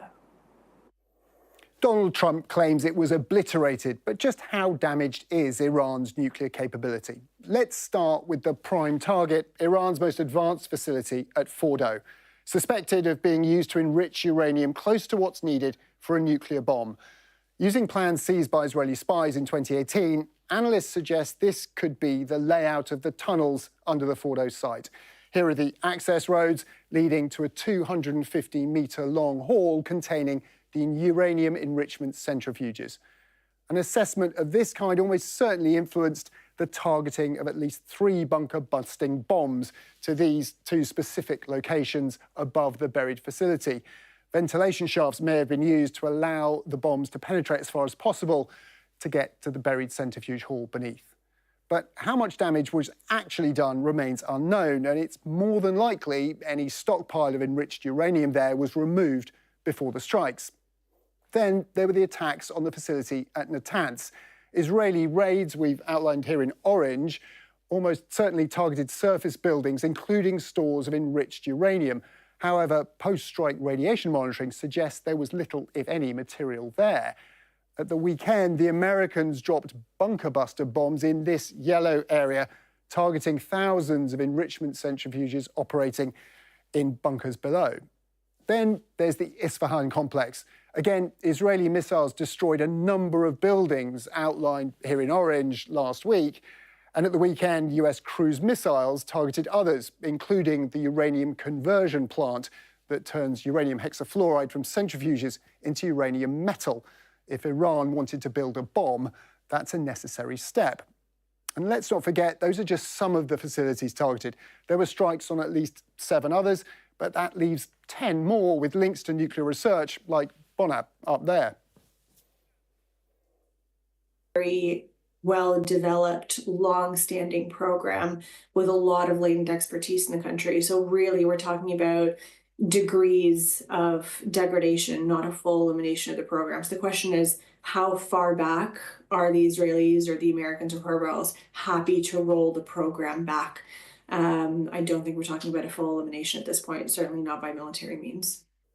So Iran's nuclear program hasn't been obliterated. Its stockpiles of highly enriched uranium likely remain, and much of the expertise it would need to make a weapon. But what's still uncertain is whether Iran was about to make that step, and more worryingly, whether it may be now, given recent attacks by Israel and America. Tom Clark reporting there. Now, another dimension to this conflict is the potentially dire consequences for the global economy. Iran sits along one of the most important shipping channels in the world, the Strait of Hormuz. A fifth of the world's oil and gas flows through there. Closing or blockading the strait could prove another potent weapon in Iran's arsenal. Well, to discuss this further, joining me now is Dr. Ramananan Krishnamurthy, Vice President of Energy and Innovation and Professor of Chemical Engineering at the University of Houston. Thank you so much, Professor, for joining us here on the program. I just want to first get your reaction to the developments this evening. Well, it's been interesting, the attack on the Air Force and on the U.S. base, not necessarily at the economic sort of targets that Iran could have gone after. They chose very carefully to go after the military targets of the United States. And that, in some ways, should give the markets, the economic markets, the oil and gas markets, some comfort that this is not as dire as we would have projected otherwise. Dr. Ramamurthy, just give us a sense of how the markets have been reacting over the course of the last 24 hours. And in terms of oil prices, how that's been dealing with what's been going on over the course of the last week and a half. The primary volatility we've been seeing has been in the crude oil prices. As you mentioned, over a fifth to a quarter of all the oil consumed worldwide moves through the Straits of Hormuz. And that means that you start to cut off the potential to cut off a fraction of that oil to the world market can lead to a significant destabilization of the crude oil market. One of the interesting things about the global crude oil market is that it is a very tight balance between supply and demand, and a 1% reduction in supply would result in about a $25 increase in a price per barrel of oil worldwide. And that's what you would expect to see if you start to see substantial reductions of the flow of oil through the Straits of Hormuz. Dr. Krishnamurthy, I guess the other question is that this idea that Iran could blockade the Strait of Hormuz, this is something that they could have up their sleeve if the situation continues to escalate between them and Israel. I guess if you could give us a picture of the impact that would have on the global economy. So this is not the first time Iran has threatened to do significant damage to the oil supply around the world. When the war between Iran and Iraq happened in the Persian Gulf, they did mine significant portions of the Gulf in proximity to Iraq and Iran's oil exporting fields, and they are not shy to do it. It is a suicide mission in many ways for them because those mines will also impact a lot of the economic efforts that come out of Iran. But should they do it and they blockade a significant portion of the 21-mile Strait of Hormuz, that sort of the width of that strait is pretty narrow, and if they blockade a significant portion of it or make it unsafe for ships to traverse through it, it could have a chilling effect on the crude oil prices. Now, that said, it has to be persistent. One important thing to remember, Yalda, is there's about 60 days of crude oil supply that would get blocked off. Should the Strait of Hormuz get blocked off, there's about 60 days sort of buffer in the ships around the world that are carrying crude oil. So you won't see that spike immediately, but should this persist 30, 35, 40 days, that's when you would see the biggest impacts on the price of crude oil and then roll-on effects on refined products as well as liquefied natural gas. Yeah, there's already reports that the Revolutionary Guard through radio are questioning some of these ships. And really, they do have free rein over the Strait of Hormuz, and they could do significant damage should they wish. Yes, indeed, they could, and they have in the past, and they have carried out those tactics. My bigger fear would be more than even the Strait of Hormuz, right at this point, would be for many of the significant production fields in Saudi Arabia. We've seen them hit Saudi Arabian fields in the past. That would be a place I would be wary of. And the other one would be in Qatar, where they produce a lot of natural gas. And they have the ability to attack those natural gas fields and processing areas that could simply cut off a significant supply for an extended period to Europe, China, and India in ways that will impact those countries directly. But both crude oil as well as natural gas are worldwide global commodities, and those prices will get reflected in the United States. Dr. Krishnamurthy, we're really grateful for your time. Thank you very much for joining us. Thank you so much for having me, Yelda. Now moving to another developing story tonight, and Ukraine's President Volodymyr Zelensky has given Sky News an exclusive sit-down interview before he attends tomorrow's NATO summit in The Hague. Well, let's speak now to my colleague Mark Austin, who joins me now and conducted that interview. Mark, so many developments here on the ground, but of course, President Zelensky speaking to you today. Just give us a sense of what his mood was and what he had to say. Well, good evening, Yalda. I mean, this war in Iran could not have come at a worse time in so many ways for Volodymyr Zelensky. He needs to command the attention of the world. He particularly needs to command the attention of Donald Trump, and that is not happening. But I sat down with him this evening for half an hour or so, and he was in a defiant mood. And there were two issues really bothering him. One was sanctions, and he made this point about dual-use components, countries allowing dual-use components to get into Russia to be used in the production of drones and missiles. And he made a specific point about how he says these components included components for the Oreshnik missile system. And he said this had to stop. Now, Sky News, as you know, has done a lot of work on dual-use equipment getting into Russia, particularly through neighboring countries like Azerbaijan. Ed Conway, our economics editor, has done a lot of work on this, and he said that also had to stop. The other point he wanted to make was about NATO and the meeting tomorrow, and this whole idea of NATO countries spending 5% of GDP on defense by 2035. And Volodymyr Zelensky said that was way too slow. Have a listen to what he had to say about that. There is talk of NATO countries having this target for spending of 5% GDP on defense by 2035. That's 10 years away. Is that too slow in your view? Дуже повільно. Very slowly. In my view, this is slow, because we believe that starting from 2030, Putin can have significantly greater capabilities. Today, Ukraine is holding him up.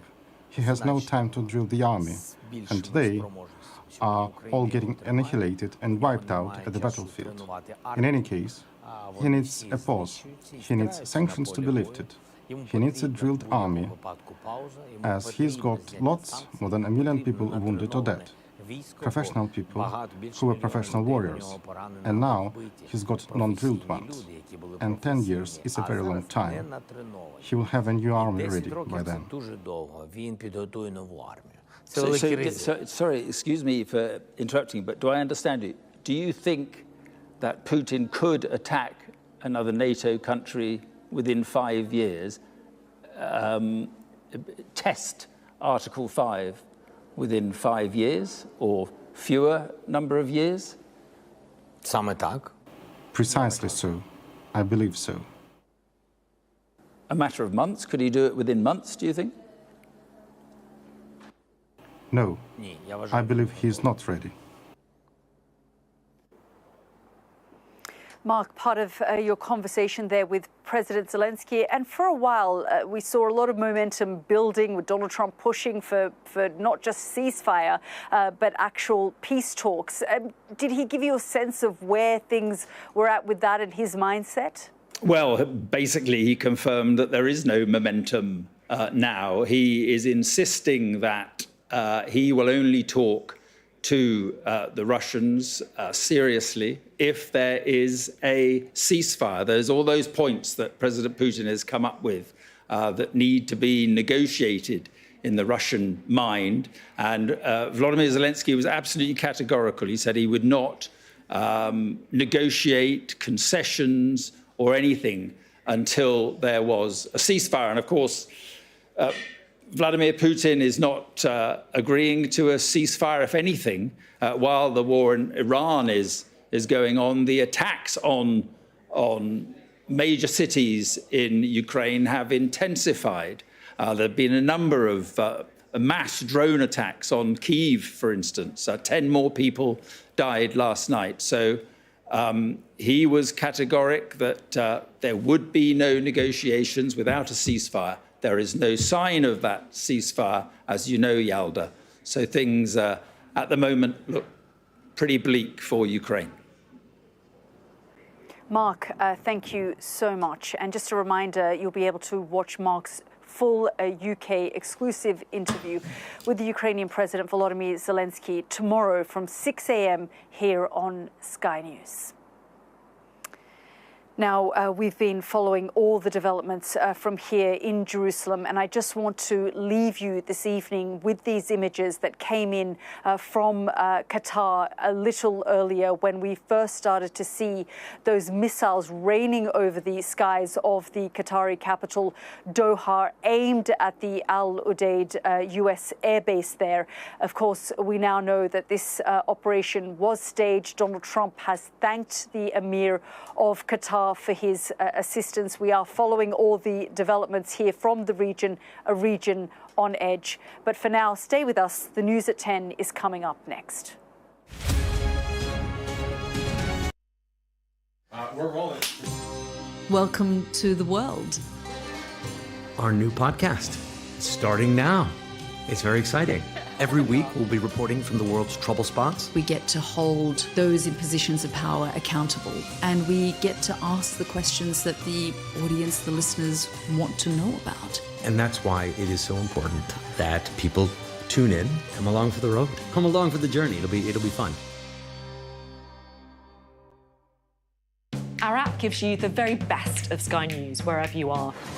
Breaking news, videos and analysis. Evidence of the crisis. Podcasts, watching us live. Live here from Washington. Wherever you get your podcast. All in one place. And all at just the touch of a screen.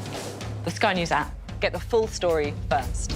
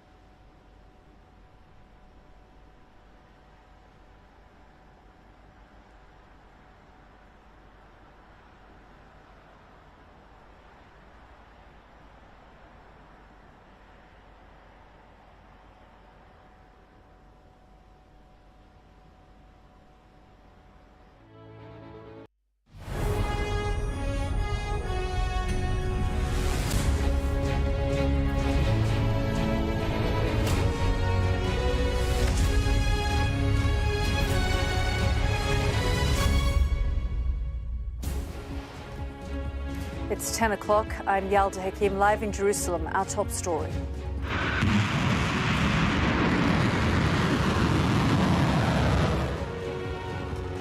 Iran fires ballistic missiles at America's biggest airbase in the Gulf, which houses thousands of soldiers.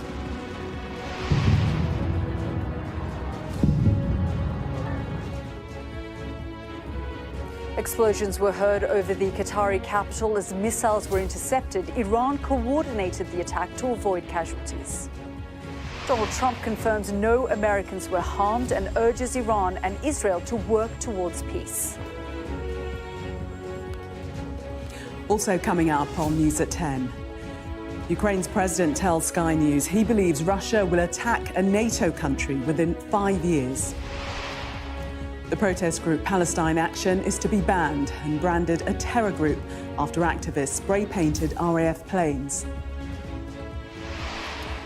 We must act now. Health Secretary Wes Streeting announces a national investigation into maternity care in England. And we'll take a first look at tomorrow's front pages in our press preview from 10:30 right through to midnight.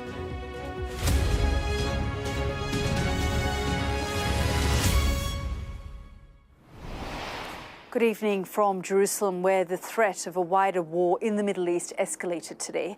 After US forces bombed 3 Iranian nuclear sites, Tehran responded by sending long and short-range missiles towards America's biggest base in the region. Iran described it as a mighty and successful response to America's aggression, but did warn Washington and Doha before the strikes. The missiles were intercepted over the skies of the Qatari capital and no casualties or damage has been reported. They headed for Al Udeid, one of about 19 US bases across the Middle East, which together hosts around 40,000 personnel. Just outside of Doha, it houses the forward headquarters of US Central Command and was visited by Donald Trump just a month ago. Sky's International Affairs editor Dominic Waghorn has tonight's first report. After 2 days keeping the world guessing, Iran launched its retaliation. Operation Glad Tidings of Victory, sending ballistic missiles on their way. High over Qatar, they were intercepted, one after another. Iran's target, America's huge air base there. A direct response aimed squarely at US assets.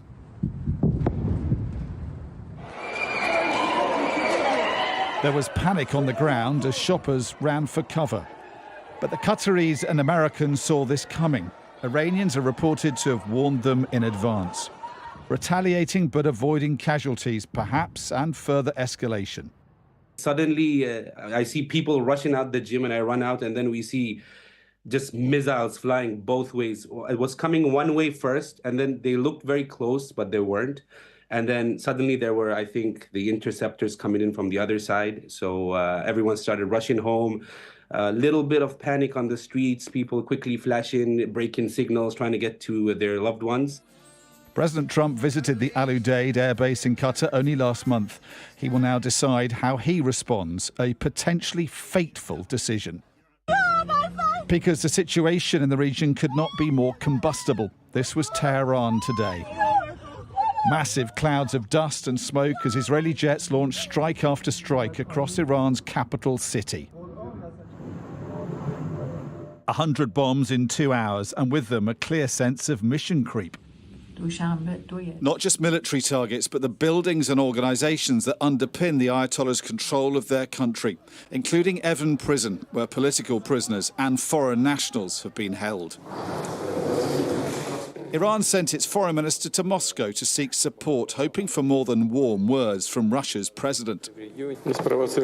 The absolutely unprovoked aggression against Iran has no basis and no justification. The Iranians can protest at the legality of Israel and America's actions all they want. These aggressive actions by Israel and the US are completely illegitimate and violate international rules and international norms. But site by site, Iran's capabilities are being destroyed. How comprehensively, though, is not clear. Most of all at Fordo, where they were buried most deeply.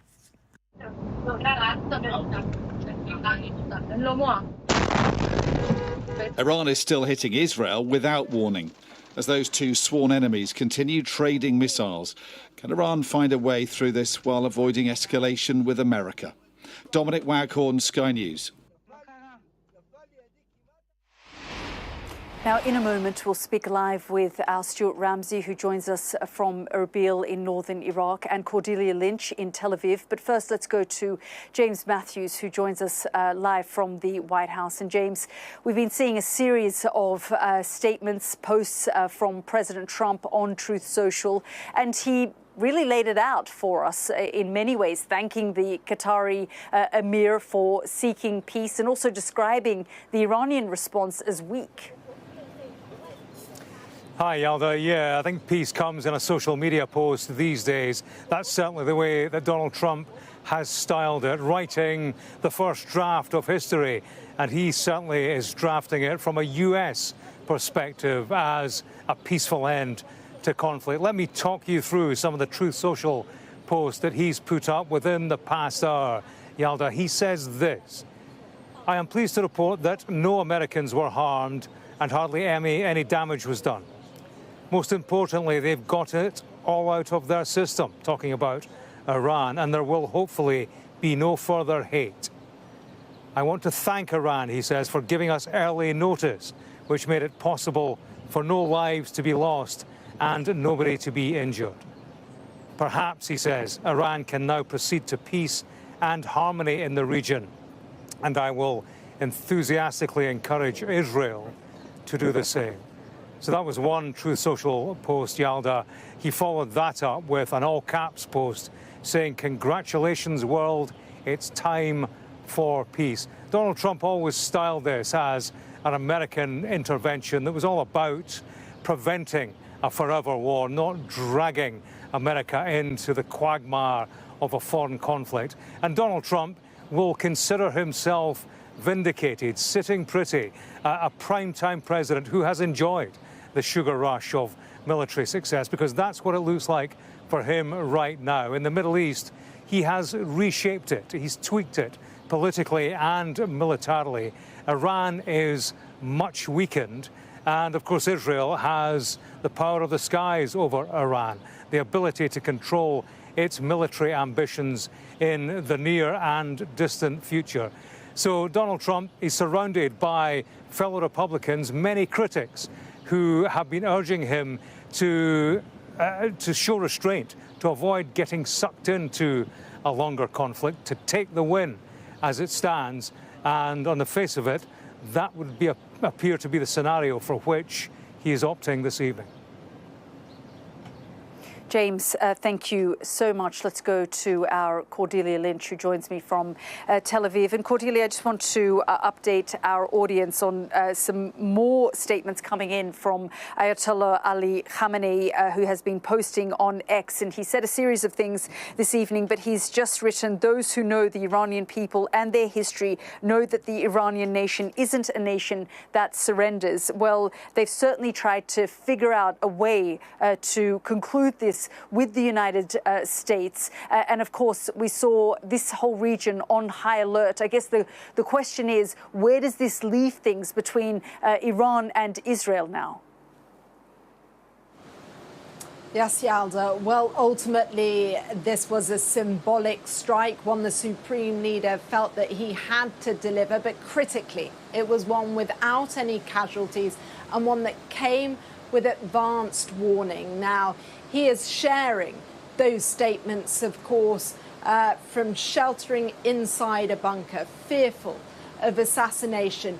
This moment, this strike on a base in Qatar provides him with a possible off-ramp. It also provides one for Israel too, and there is speculation in Israeli media tonight that in fact maybe Benjamin Netanyahu would be willing in the next few days to bring this conflict to an end. It is, of course, a big if, a ceasefire. Is that possible? It would indeed be a very fragile one if one was achieved. History has shown us that with Lebanon and the continued attacks against Hezbollah. But there is some optimism here in Israeli circles that Netanyahu might show a willingness to bring this to a conclusion. Yesterday, he said that they were very, very close to achieving their objectives, but plenty of jeopardy and uncertainty still hanging in the air here. Cordy, thank you so much. And let's go straight to northern Iraq and speak with Stuart. And Stuart, in the initial stages of these ballistic missiles being launched over the skies of Qatar and heading towards the Al Udeid U.S. military base, there were also reports that a base in Iraq had been, or there was an attempt to hit it. That later turned out not to be the case, but Iraq has been on edge for more than 24 hours now.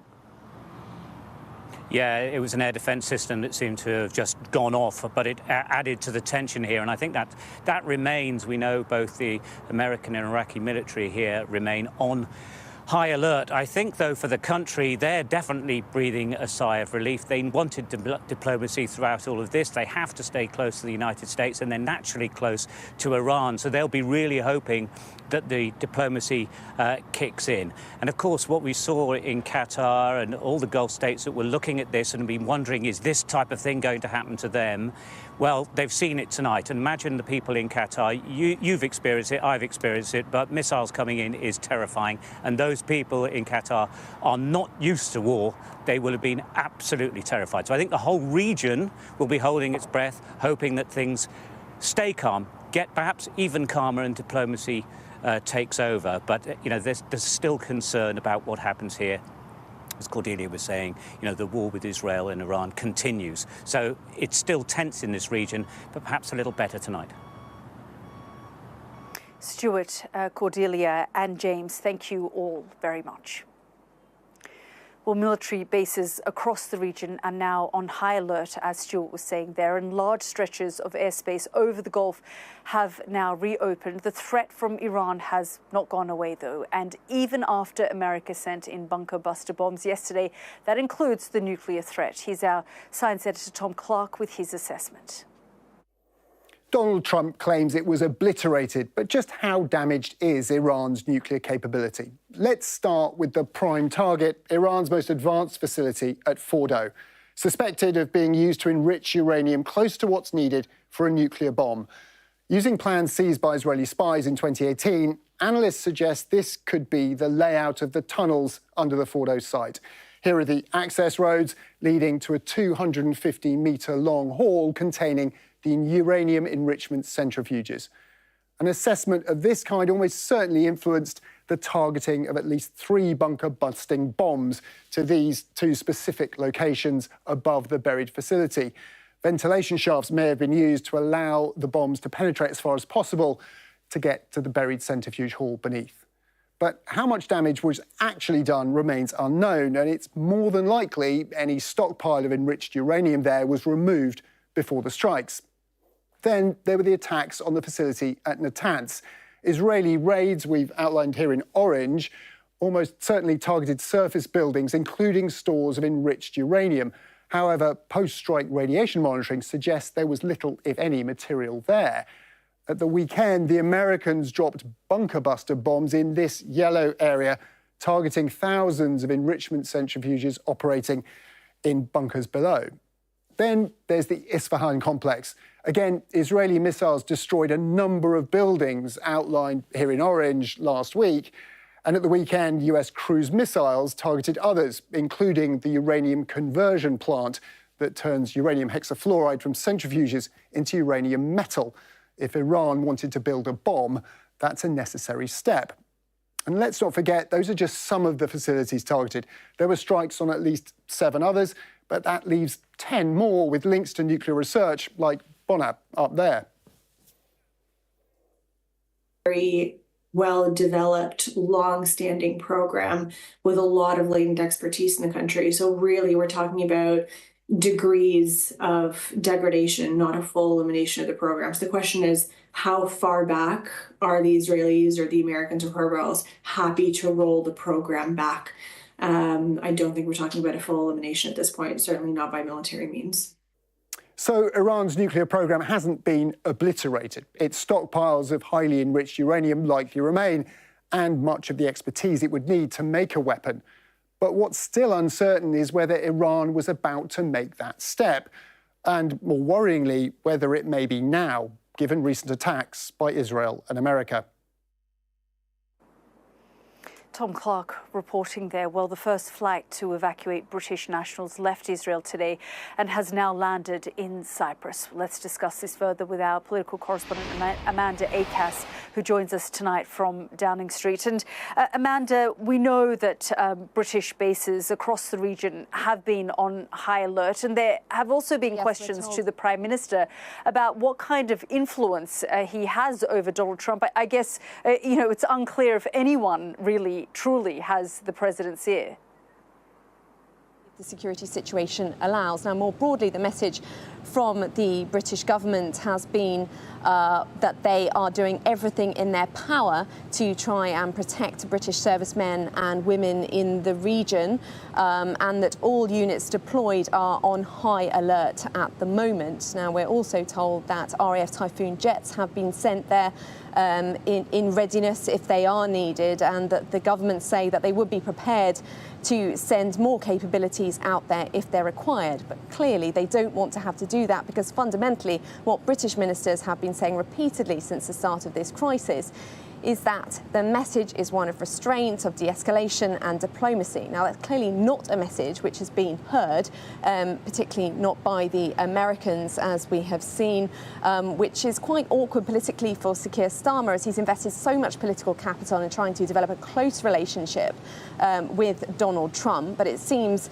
that the UK didn't have much warning of these attacks. The Times reporting it was less than an hour on Saturday night. And so they clearly don't want to criticise the Americans, but at the same time they're in a position of really saying they agree with the ends but not the means. Effectively, David Lammy today in the Commons really stressing the UK doesn't want to see Iran have a nuclear bomb, but also saying he believes the only real way of ensuring that that is the case is by following a path to diplomacy. It really is. He was also repeatedly asked about the legality of the situation, and he refused to really express support for the Americans there, either saying the UK wasn't involved and this was all an American matter. So really, tonight, heading off to NATO tomorrow, Sir Keir Starmer and the UK more broadly, and indeed the Europeans, are looking increasingly irrelevant. Amanda, thank you so much for that update. And of course, we are following all the developments, all the breaking news lines on the ground here, alongside all of our correspondents who are based in the region as well as the United States. But for now, Gillian, back to you in the studio. Yalda, thank you. Ukraine's president has told Sky News he believes Russia will attack